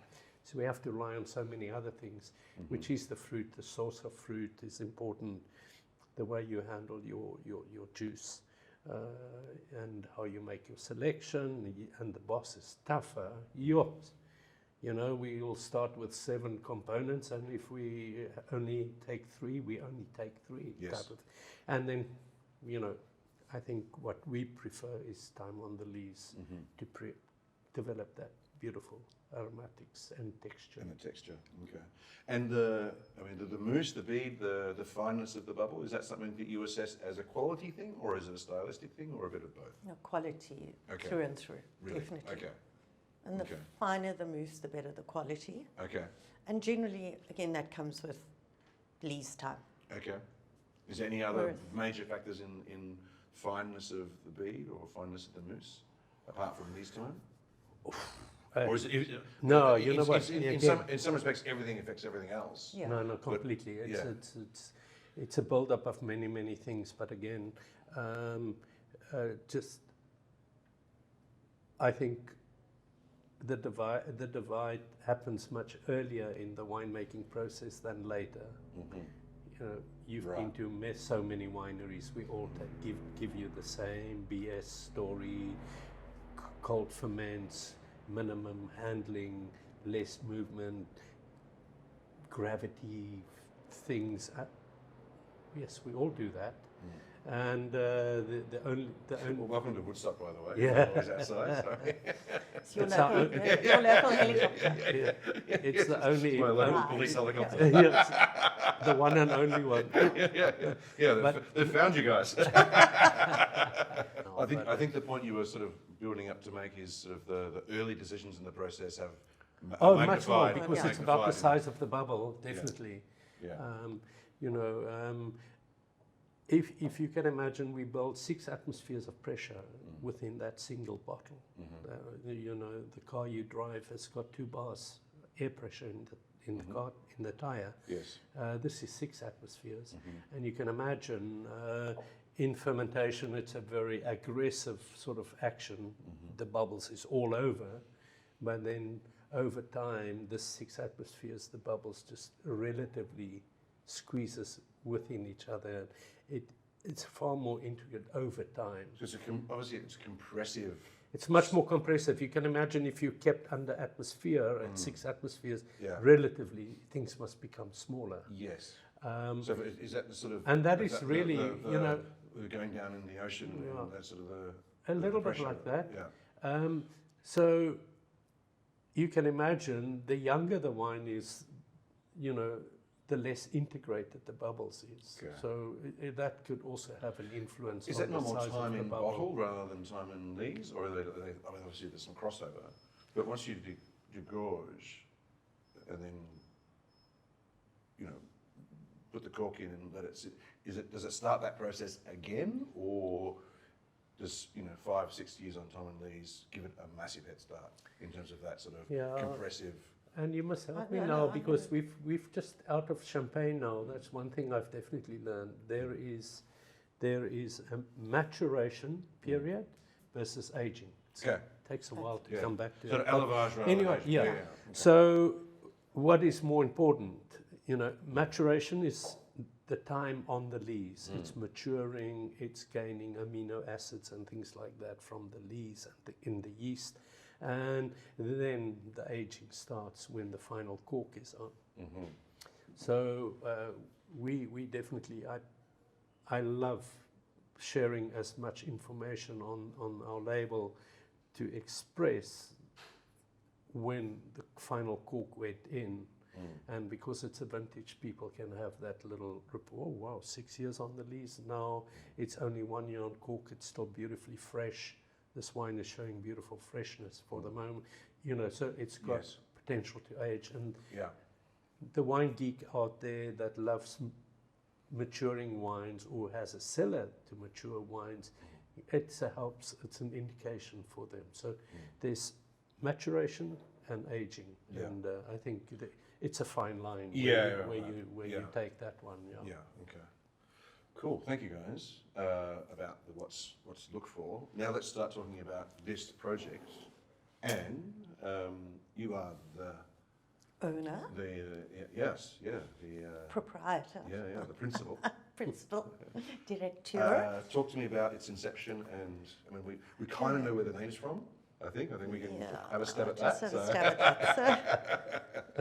So, Anne, please tell me this project. How did it start? So Peter and I have worked alongside each other pretty much forever, or longer than our married lives together. Well, since the late 80s, is that where we? From early, about even earlier? mid-80s. Mid-80s, okay. Probably. With Anne being in the industry as well, it started at La Motte,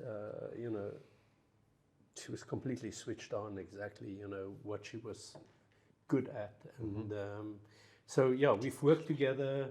She spent 19 years at Graham Beck in Robertson, and,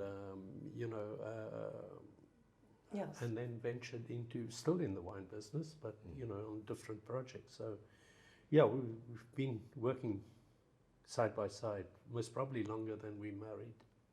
Anyway, in 2011, I realized that Peter would be retired at the age of 60 was the policy for Graham Beck Wines. And I went into a flat spin because Peter truly has only bubbly in his life, and I have to remind him, us as well. No, those are his priorities. It's not that Peter kind of goes home and goes and reads a book or builds something, or he'll go cycling in the weekends, but his love, his passion, his everything is bubbly. It's all consuming. It's completely. And it's given Peter the hugest amount of joy. I mean, I know very few people who get up in the morning and are happy to go to work and will work 7 days a week, every day, in the evenings, with a happy heart. Most people, I think, kind of go to work, make the money and go home. Peter has no life outside of that, which has been good for us because we're both involved. Yes. So it hasn't been an issue. But the thought of Peter at 60 not being able to make bubbly, and currently... Doesn't seem like the retiring type, does he? Doesn't, not. It's been a very happy relationship up until now. We didn't want to spoil it at the age of 60. So, I mean, currently Peter's making bubbly in the UK as well Mm-hmm. for the past 5 years. And prior to that, he made bubbly in America for 5 years. Mm-hmm. So he does 2 harvests, sometimes 3 harvests a year, which is unusual. And in theory, even at harvest now at Graham Beck, he's always in the cellar. He does the one shift, Pierre does the other shift because they work on a 24-hour rotation period. Mm-hmm. Whereas many winemakers in Peter's kind of shoes do the management side of it, but not the physical Yes. side of it. Yeah. So that makes Peter a little bit different. So yeah, so we actually approached Graham Beck and said, listen, we've got a problem here. Peter needs to make bubbly, and he was fantastic. He went, go for it. No issue, no nothing. So was it an immediate, this is what we're going to do? Yeah. And had that, well, what was that discussion like when you realised that was looming?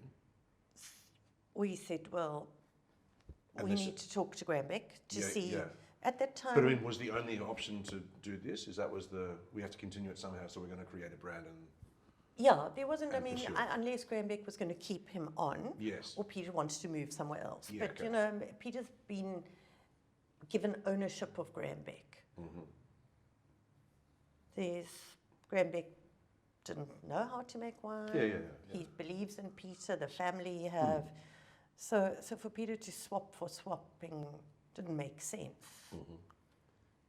There is no external interference. And of course, the joy of making something you love and the fact that Peter and them have grown, all the R&D, all the kind of artisanal selection and collection that they have at Graham Beck is because Peter wants to do it and has had the carte blanche and the financial backing to be yes. able to do those kind of things. Yeah.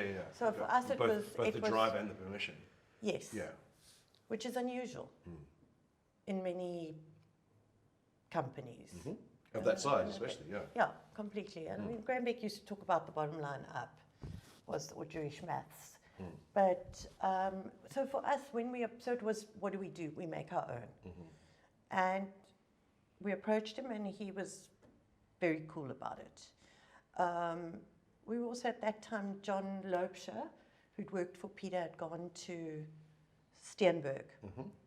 And because of their farm that belonged to Karen in Bonnievale, they'd started making bubbly.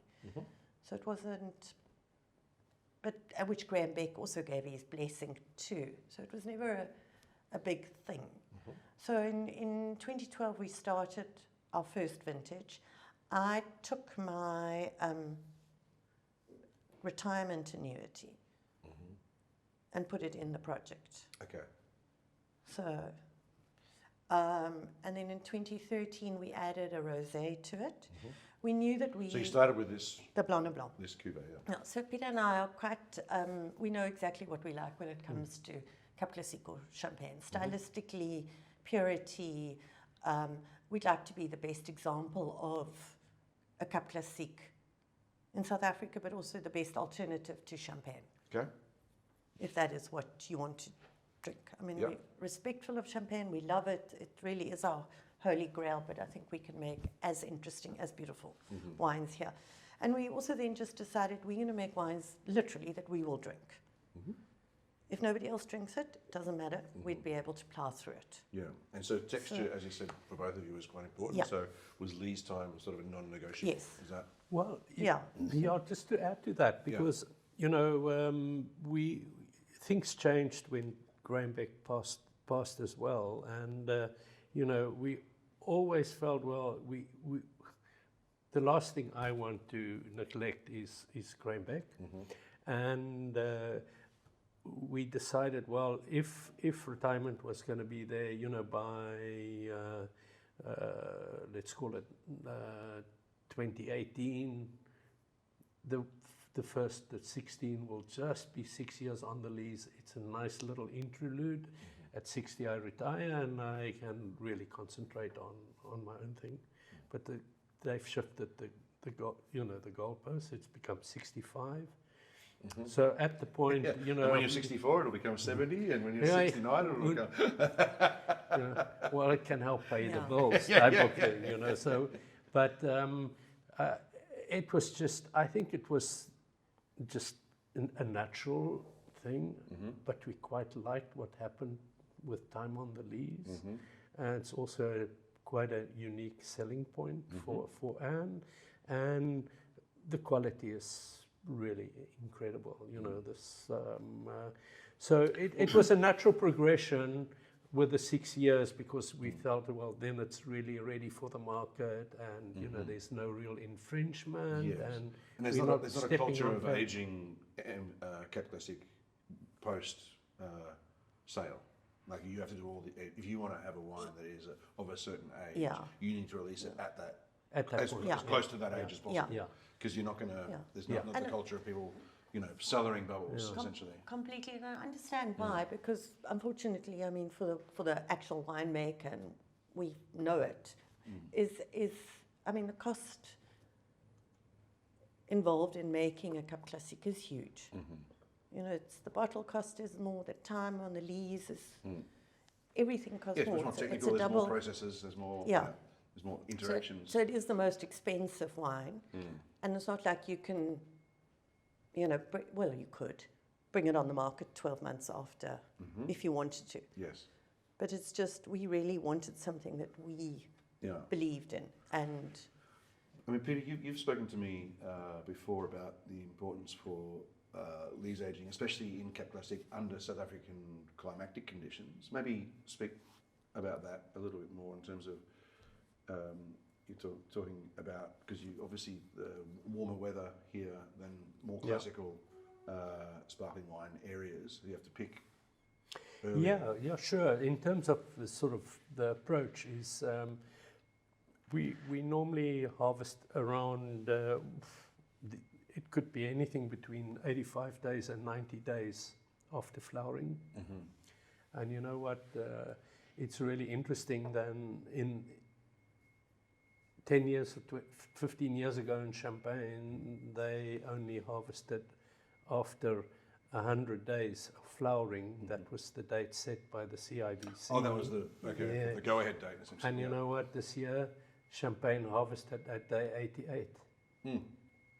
So, interesting. climate change is real. Yeah. I think it's just part of global warming, so you have to see it in that context. But you know what?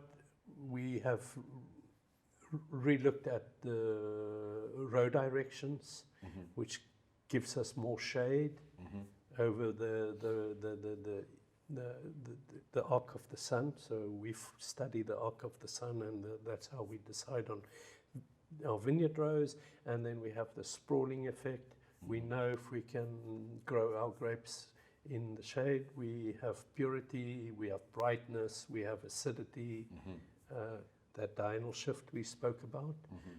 You know, the portions that do come from Robertson, because I think Robertson is a gem, but there is other geographical areas that equally is important for our selection.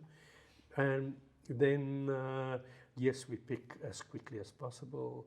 We have changed over to night picking to get fresher fruit, cooler fruit into the cellar, so we can have more precision in that way. So, yeah, and then, you know, time on the lees is important.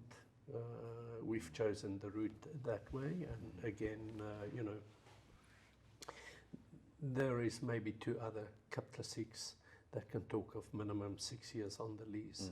It's real patience. Yeah. But Anne and I, we follow our vintages from year to year, because we want that golden thread to be the expression. Yeah. So it's a guideline. So it's not a recipe necessarily. It's a guideline. Yeah. Which, you know, we now slowly are starting to understand. This is now 5 years into the process, so we can look back. We have retention samples that we constantly look back at, and so I hope that really sort of gives you a little insight to it. Again, it's just, you know, 1 + 1 = 3. You know, Yes, every little detail you can bring in as early as you can, the better for not only the selection process, but for the future. So when you were making that fruit selection for that first vintage, and probably the vintages afterwards, what was the how did that discussion go place? Did you have a parcel in mind immediately, or did you have to sort of explore a little bit? I mean, obviously you've already at that point had 22 years of working, or more or less 22 years at Graham Beck, so you probably knew your way around some the fruit that was available for bubbles in the country. Yeah, I mean, I think from 2010 onwards, Cap Classique, in terms of quality, has definitely. The 90s, we were still hitting and missing, didn't really understand, but I think those who understood where fruit comes from, or where the better fruit comes from, geographical areas has got an influence. We were very fortunate that obviously having sufficient experience in the early years, understanding where it is, and often came into vineyards. She also wanted to understand where the fruit lies, and tasting fruit.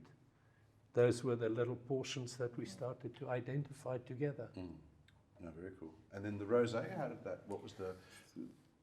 Because obviously you started that before this one was released, or the first one, because obviously it takes so long to release. So you did. Was it sort of like a 6-year plan to begin with, and so we're going to do a blanc, then we'll do a rosé, and then we'll see where we go after that. Essentially. Okay, let me talk and again, staying as close to the kind of champagne. Stylistically using what we believe are the correct grapes, or the best grapes to use, and not reinventing the wheel. Yes.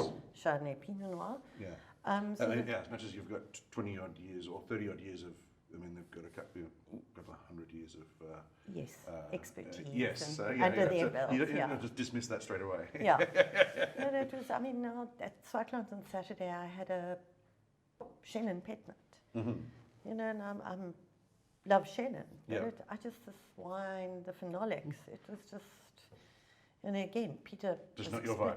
Not my vibe. Nobody was explaining that, how the CO2 amplifies everything. So it really, and I kind of looked at this person, I wanted to say, why are you doing this? Yeah. You're wasting your time. It's costly, do it properly. It's not. My opinion, not there. But I think into that, because sorry, I'm just going to just address that very quickly, because I think the market is mature enough that all things can coexist. Yes. And if people prefer to have somewhat more rustic bubbles in the form of a Chenin Petnat, because maybe they think that's more close to terroir, or just personally what they appreciate more, or that maybe they don't have your fineness of palate, perhaps. There's people out there who would drink Chivas Regal, for example. No, absolutely. But I think there's something in the South African marketplace that upsets me. But I want to make this comment every time. Like, just because you have one style of wine doesn't mean that another doesn't have a place. Or it shouldn't exist. I think there's enough. I think we're big enough and old enough and ugly enough now to accept that, and have space for everybody to participate and be able to show their stuff off. Because what we like is not necessarily what the wine drinker wants. You're right. So, and I don't want to be like, No, I do agree with you. And at the end of the day, the market will dictate. Of course, Sorry. No, not at all. The only thing I wanted to add, which Anne alluded maybe a little bit earlier somewhere, we're also quite happy to drink these wines at home. Yes. And it was a natural progression. We all love Chardonnay. We all have a favorite Blanc that is our sort of holy grail. Every time we drink it, we have new inspirations. But again, then, the variety of Cap Classique and the opportunities we have naturally sort of led us to add a rosé and add a brut blend. So we don't have the rosé here, but it's an interesting wine, I think, because it's one of the most vinous rosé Cap Classiques, if not the most vinous I've had, which I love. I love the fact that it is very winey rather than grapey in that sense. Whereas this seems very pure, like almost more, less vinous in terms of when compared to the rosé. That's an interesting dichotomy for me, Yeah. because I find this is a very pure, very elegant, intense, but complex wine.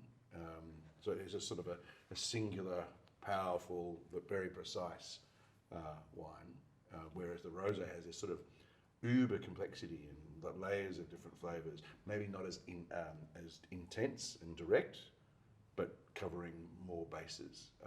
Is that a variety difference? Is that a regional difference, or is that your approach to rosé or Blanc de Blanc's different? It's our approach to rosé. Okay. So, and we've had a lot of debate about it. And a few bottles of wine. I'm And a assuming, few as well. bottles, a few bottles Along of the way. wine, and as I say, it's definitely not the rosé that you're going to get up in the morning and have a glass of Yes. to kickstart your Yeah. day. It's not that candy floss. No, it's not got that sort of- strawberry, Yeah. red fruit kind of Yeah. characters. It's much more black cherry, savoury, Yeah. black currant, which I love. I mean, I love the complexity of it. I think it's But a wine how that goes- how does your approach sort of dictate that? How do you go down that? Is it a technical thing? Is it a fruit selection thing? Again, Definitely. I mean, it's all these things. I'm sure, If it comes to Pinot, definitely it's much more of a geographical understanding of Pinots. Okay. You know, we know where to shop if we want light strawberries. Your breakfast direction. You're going to shop in Robertson, but if you want aromatics, you want savory, a little bit more vinosity in the wine, you have to go to Durbanville, you have to go to Darling, you have to go to the southern coast, So more coastal where areas. you're getting much more sour cherry, dark fruit, black currant, aromatics, because they're all little precursors to building, again, complexity. You know, one thing we will never lose in all of our wines is finesse. I'm a gentle person. I love attraction to, you know, elegance, and you know, build on the complexity as you go into Yes. it. So our approach. It's certainly not a wild wine. No. Yeah. But again, it's also one of the few rosés on the market that's 100% Pinot. All the others really? are Okay. A lot of all the the other rosés seem to be toned or tamed Yes. in that sense Yeah. by Chardonnay. Yes. And we have opted to be full out 100% Pinot. Okay. And we know where the gems are for that sort of blackcurrant, red dark fruit flavors, which is the base of our rosé. I think it's. They're phenomenal wines both. I mean, they're just unbelievable wines. I think it's the one wine that's not always understood by people. Yeah. It seems like If the that- more, yeah. the less obvious wine. Yes. Whereas this one has that sort of, that laser beam straight through the middle of the palate. Yeah. That's sort of easy to recognise as, you know, high quality, high class Yeah. wine. Whereas the rosé is a little bit more Yeah. difficult to understand. Understand. Yeah, for So sure. that is, I mean, but I love the Aiglioret, would be Okay. my one Yeah, right, thing. And okay. then the other day we had Jackson Terre Rouge. Okay. And I was like, I recognize this. Yes. Yeah. You know, it just is stylistically what we like, or I Yes. like. Yeah, right. And I think there's a lot of space for rosés. A lot And of we've already discussed complexity. that Anne gets what she wants. Yes, exactly. That's it. But what was also really interesting with the rosé was we literally were releasing it like the week before in March, before lockdown happened. Oh, the maiden vintage? Yes, the Okay. 2013. And suddenly it was like, At 7 years old. that's it. There's no market. There's nowhere to go to. There's nowhere. So as much as you nailed the timing with the Graham Beck But, launch, yeah, we got this one completely you wrong. fucked that a bit. But I think in retrospect to our advantage, because the rosé really, really likes cook maturation. Ah, that's interesting. Yeah. Yeah. Should we talk about that? a Not little bit? 6 months, but I know. much I know you've longer. got some Yeah. some R&D on cork Cork. maturation. Oh yeah, no. Yeah. There's, and one thing I've definitely learned this year again, and we're going to do a little exercise on rosé specifically to retain a little bit more of the freshness, Yeah.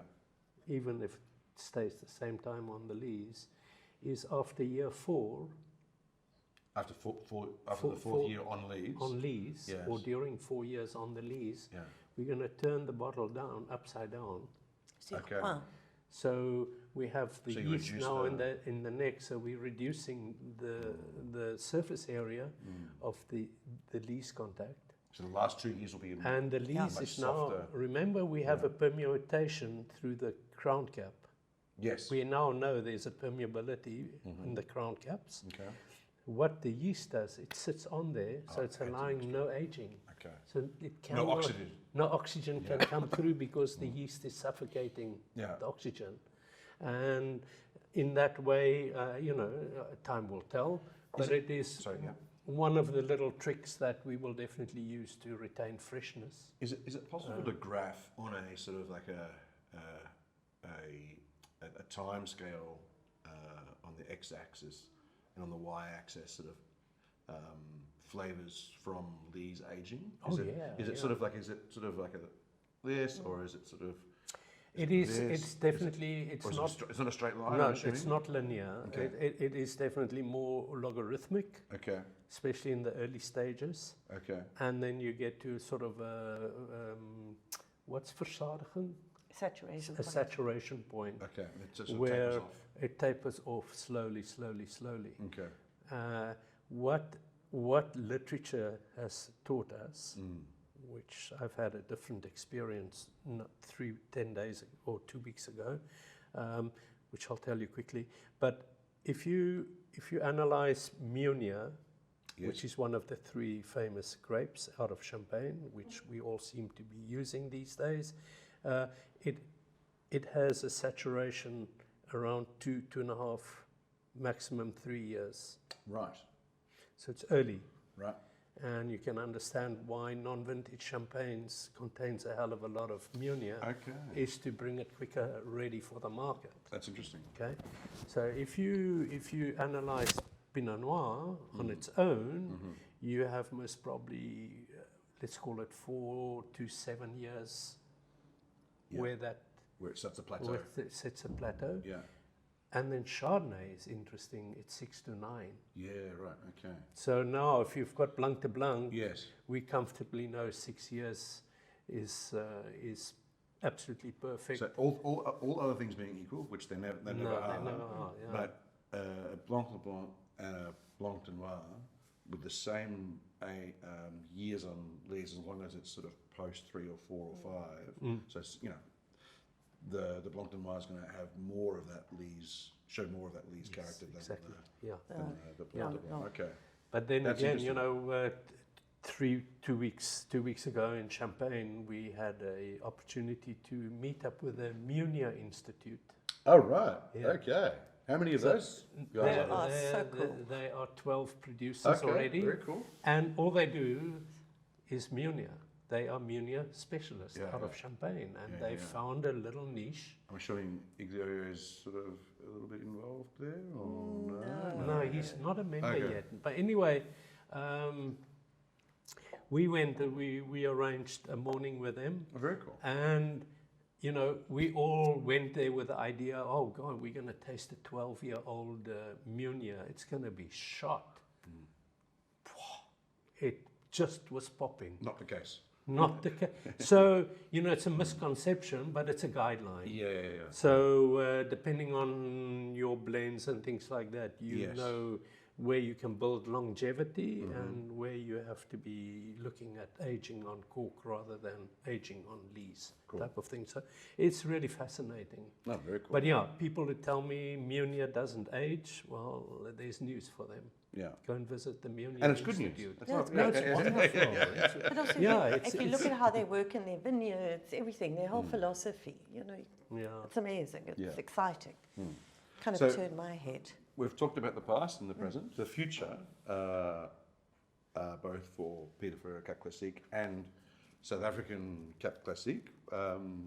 Any predictions or things that you see developing that are probably going to manifest in the next few years? Is there threats underway, or is there just opportunities? What's your sort of take on the short to medium term for I mean, I'm going to pick that one up. Peter can agree. Yeah, I think there's a lot of opportunity, but there are definitely threats as well. I think that as a category, it is still the fastest growing category in South Africa, wine-wise, and continues to be and has been for I'm not sure how many years. That's interesting. Yeah. No, I wasn't aware of that. Yeah. Okay. No, so which is great. By sales or by production? I suppose they're obviously Sales. linked. Yeah. They Okay. Yeah. completely linked. Yeah. Yeah. And what started as a very small industry is growing. So you've actually got everybody now making a Cap Classique. So a few more consultancy jobs coming, you think? I'm trying to get those up. Yeah, right. Just help me here, please. But I think the problem currently within the industry is that a lot of people think they need a Cap Classique because their range needs it, or their wife likes it, or they have a venue and They need something to give people as they arrive. instead of buying from somebody else. Yeah. The problem though is they're just making a wine. It's not that they're understanding what they're making, Yes. or the fact that making They just need something with a bubbles Cap in it. Classique, Cap Classique is so different. Yeah. So they're not doing anybody favors Okay. in that sense. So I think that is a weakness, but the association is trying hard to get people on board. Yeah. We et cetera. haven't spoken much about the association, but I think we'll leave that for another Yeah. No, we can do that We'll another get to day. No, Yeah. completely. Maybe a mix of different producers from the Producers, association. because they're doing some really interesting Yeah, no, it's an things. interesting topic So for I mean, sure. because we were talking earlier about, you were asking about the lease, the graft. So they did a 4-year study Yeah. with Nitfube. It With Neil to Jolly, get, yeah. with Neil Jolly to get the 9 months moved to 12 months. Yes. To Yeah, prove yeah, it. Yeah. Now we'll do Anyway, but Yeah. but I think Anne answered it. The threats is a little bit, everybody thinks it's nice and it's fashionable and everybody needs a bubble, but there's much more involvement into that. And really, the beauty is it starts in the vineyard. It's the selection process. I was going to Yeah. ask you about the vineyard architecture because you've mentioned Yeah. that a few times. Vintage. It's Is there- the footprint Is there potentially other things that you can be doing in the vineyard, in the architecture of the vineyard, in terms of the height and the canopy, or bush vine rather than trellis, or are you reaching the point of diminishing returns? No, I think we just about there. Okay. I think we have to be thinking what is next. Yes. But this is so- what the question is. Yeah. No, so it's taken a while to get there. But no, what I believe is, we say the Holy Grail is Chardonnay, it is Pinot Noir. Yes, it's Meunier now because somebody is talking about Meunier. I've been made an honorary member to the Meunier Institute, which hopefully we can get off the ground for them in South Africa. So he has to back them. Yeah, right. Yeah, plant lots now. No, but I wasn't made one. what I'm trying to say is, for now, Chardonnay, Pinot Noir, Meunier is really, Anne's mentioned it as well, it is the go-to varietals if you want to produce good bubbles.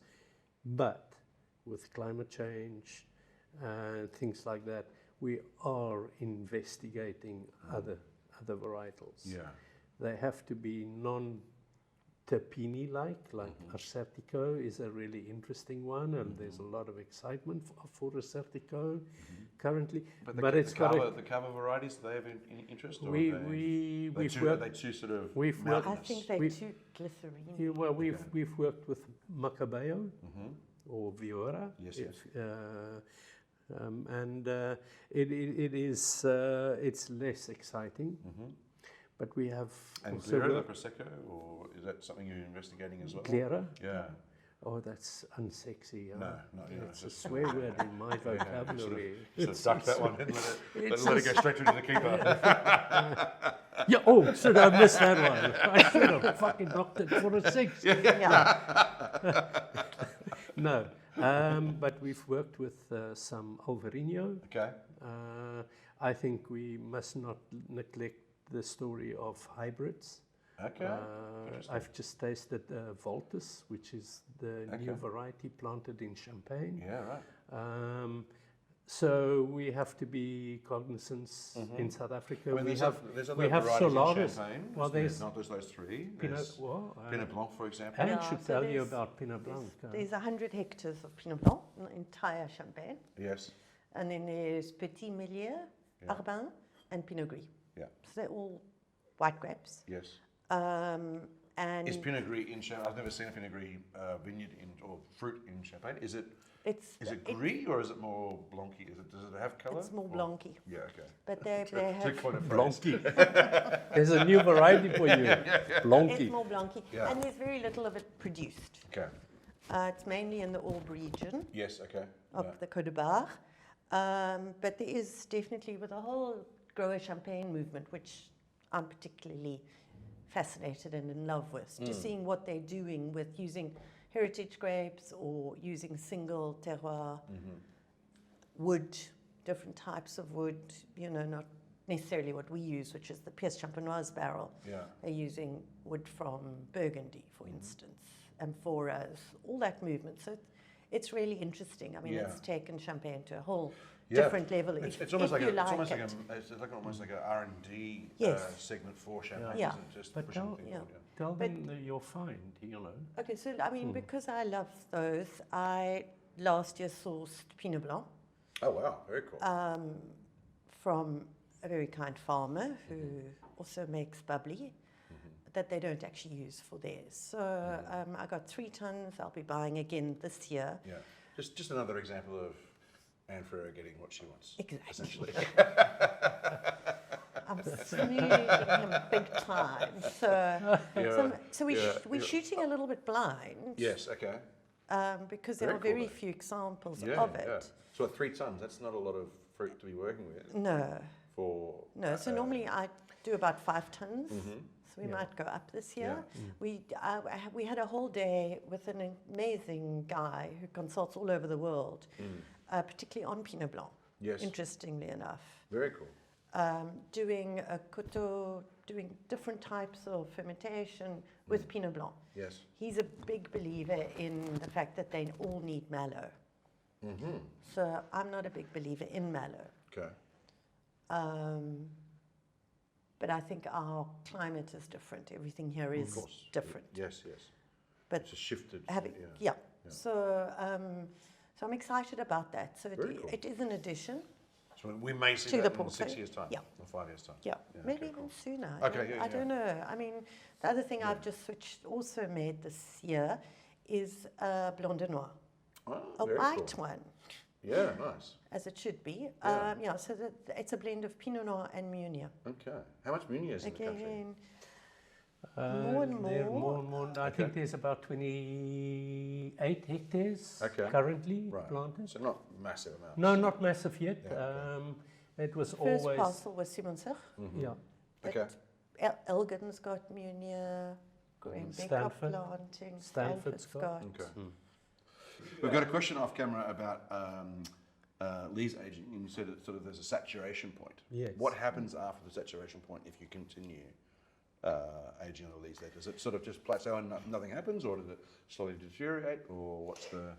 It's really amazing. I can take you back to wines of 1991 that's still on the lees, that's still alive. It is. I don't think there is a finite line. I vividly remember when I took Graham Beck to Champagne for the first time. He wanted to see a few houses, and one of them was Moët-en-Chandon, and we drove out of Paris. We went to Chateau Serin, but before that we did a salon privé tasting. And Graham Beck, in true style, looked at the guys and said, "This is really fantastic." We ended those days, we even tasted DP in the range before they sort of separated the DP from Moët. He told the winemaker sitting with us at the table, "I guess you don't have this youngster's birth year in your cellar." So he challenged them. He says what year it is. 1960 was Oh, it? 1842, actually. Yeah, I couldn't quickly get my grey hair to move really a little bit more. But the story, they said, no, well, sadly, 60 was not a vintage year in Champagne, but they'll see what they can bring. They brought a Magnum of 62, which they olivolate for us there. And it's still one of the most remarkable wines. There we tasted it, the Magnum still had so much in because it was just a small table of 6 people. And I sort of humbly asked, could we take this for lunch? Yeah. So time on the lees is one thing. The plateauing is one thing, but It does. We now, There's no upper limit, essentially. no, there's no upper limit, but again, it's about closures, and I mean, how complicated can a discussion become about closures? But Crown Cap is also a closure, Yes. and what we knew in 1991 and what we now know, 30 years on, it's a science. Are two So, different, two different things. What we knew in 91. I can use a Crown Cap that will, for certainly, only make that wine look drinkable in 10 years' time. I can use a Crown Cap that my wine can look really gorgeous 1 year from now. Because it's about that selection and the opportunity. So it's a little bit of tools for the winemaker, Yes. but you have to be fully involved to really understand that. So, Yeah, she's like an incredibly technical. so yeah, no, it plateaus, but yeah, it remains. Cool. And you'll find Question answered? Yes. some years you'd find that there's longevity left, or we should have had it yesterday. Yeah. So it's just one of those things. Okay. Before we had a little break, I was going to ask you just to make sure you're making this wine at Grahambeck. Yes. Yeah, so I, after Graham Beck passed away and the company changed quite a bit, You just moved in. I moved in. Yeah. So I have a lovely contract where Peter makes the wine for me. I store it. I do everything there, and then I pay them. Yes.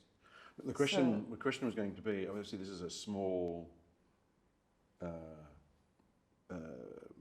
parcel project. Yeah. I mean, you said 3 tons, 5 tons. Yeah. Grahambeck is not a small parcel project. How do those things?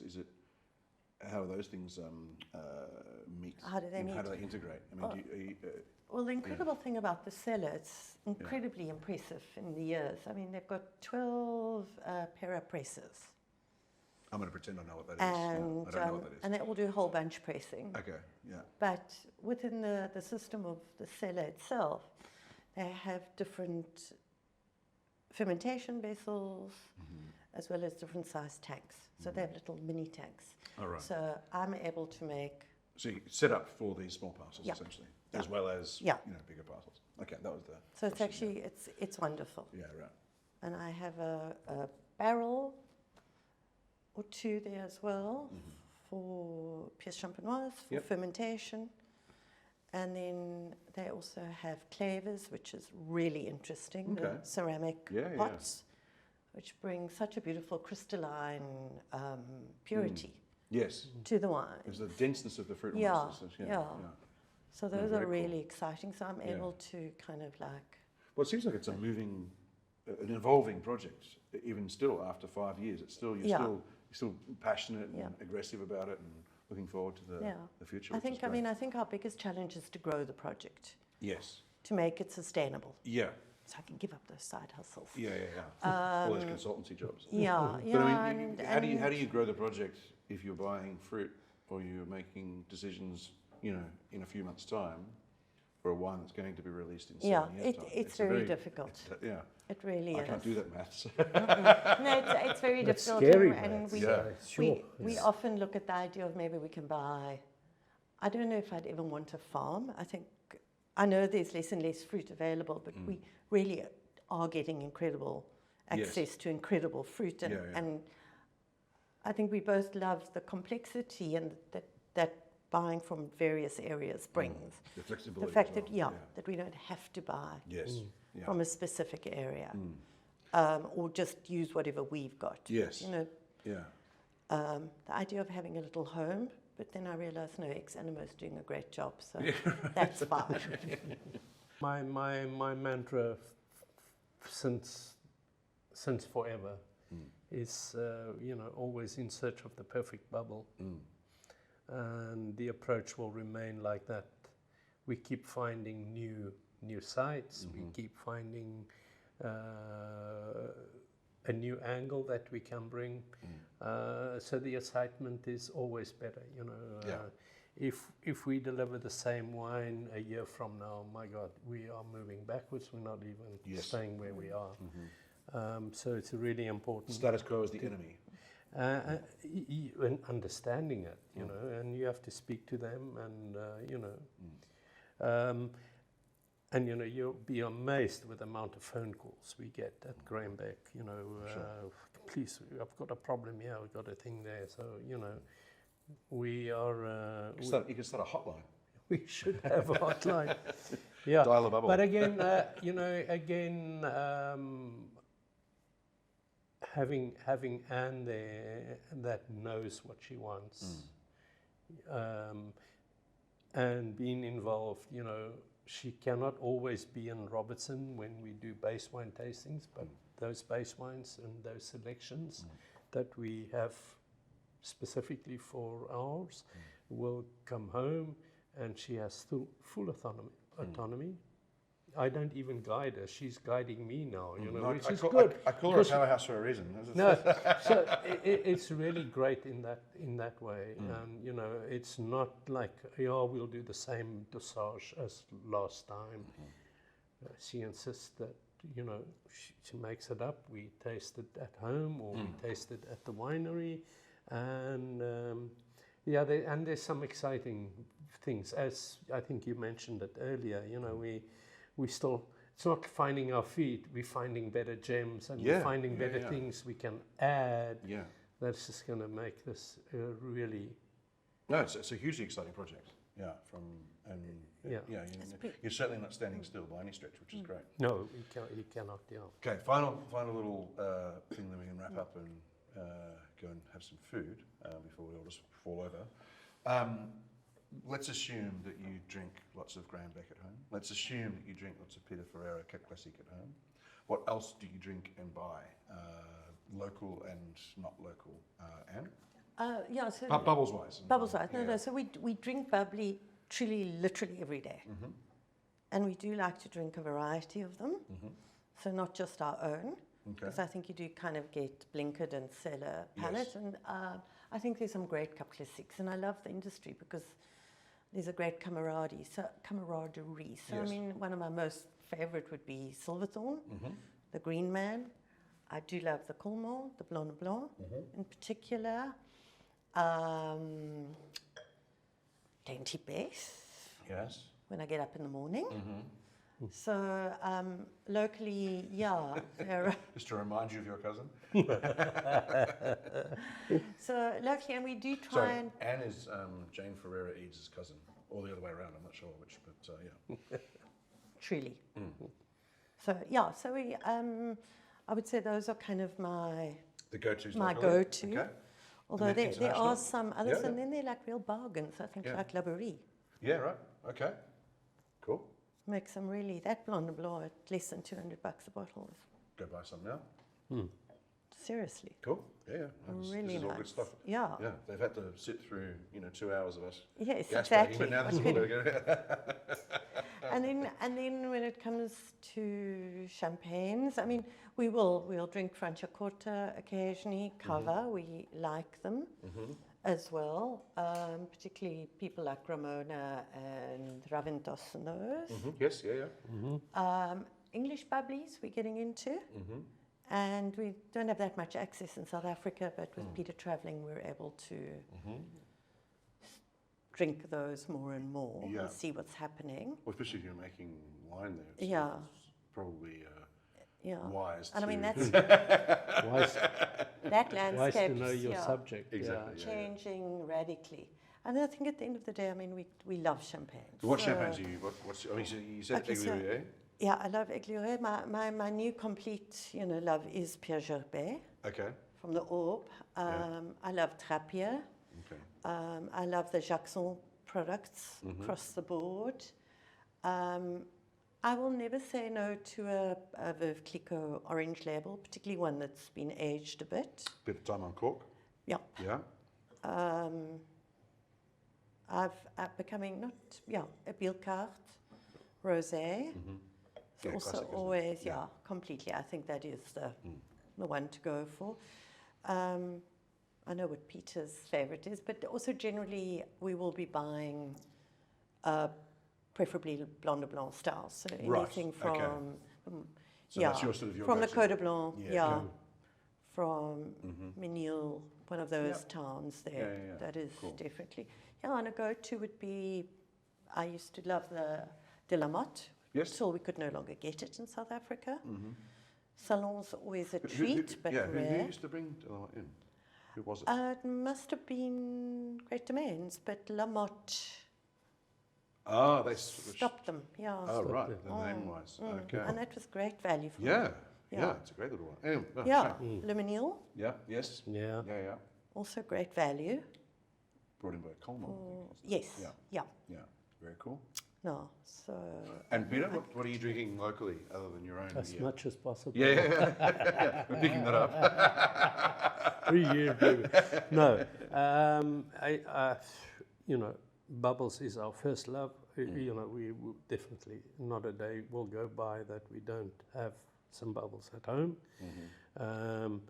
I also learned that Graham Beck said cash is king, but remember barter is smarter. Right. Okay. So A few swaps going on. swapping is extremely important. Yeah.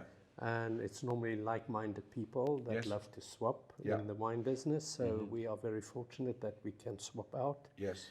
and stay relevant, I think, in that way, in terms of local tastes, flavors. Anne's mentioned some of my favorites as well locally. I think the category is definitely improving. Year by year we have a base wine tasting where we either say this is good for bottling or this, don't bottle this way. Right. Do this rather, retaste it or send a sample here or there and we will guide. So we have definitely lifted the category. That's why I think it's still, the most vibrant category. Year on year, we have a 12% growth in the category. And then likewise, I'm very fortunate to be involved in the UK with a Graham Beck little project, calling it GB and GB, Graham Beck in Great Britain, which most probably will surface somewhere in 2024. Cool. So English bubbly is really interesting. Although most probably I will still spend the same money and rather buy champagne. Okay. And what champagnes are you sort of most drawn My to? go-to, and Anne always gets extremely cross. The week before we finally decide on the Blanc de Blanc direction, I'll open a bottle of Comte de Champagne and I'll drink it quietly in one corner. Not offer her a glass, but no.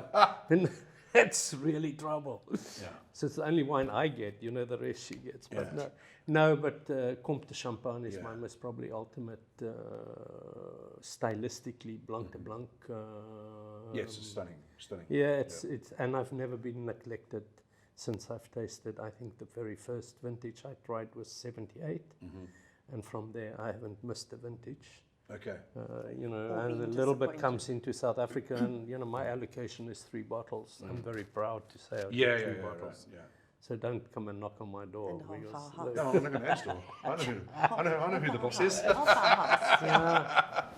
And then I think to stay relevant, you have to respect other areas as well. But yeah, ultimately, I think I like grower champagne. They are really keeping the rest of champagne on their feet and keeping And any them particular quite growers honest. that over your journey that you you've know been what, most impressed with? Alkerapart is one which Yeah. Anne hasn't mentioned, but it's another favorite. Pierre Peters. Yes. Very pure wines, Yes, aren't they? Yeah. purity. You've got Gimonet, you've got a great friend, what's become a friend in Shui, Vassart Kokar, double barrel surname, but it's two families that merged together. And in the sort of third generation, they're producing some really stunning Chardonnay ones. Ultimately, stylistically, most probably it will remain to be Chardonnay driven for me. That's something I really enjoy. Cool. So, Awesome. and if it can be in a Magnum, even better. Yeah. It's the ultimate. It's just right, isn't it? Just Yeah. So how many Magnums are you bottling, Anne? 120. Oh, there you go. Boom. Well done. Excellent. Awesome. Guys, thank you so much. Thank you. It's been a It's real been amazing. privilege and a pleasure to talk to you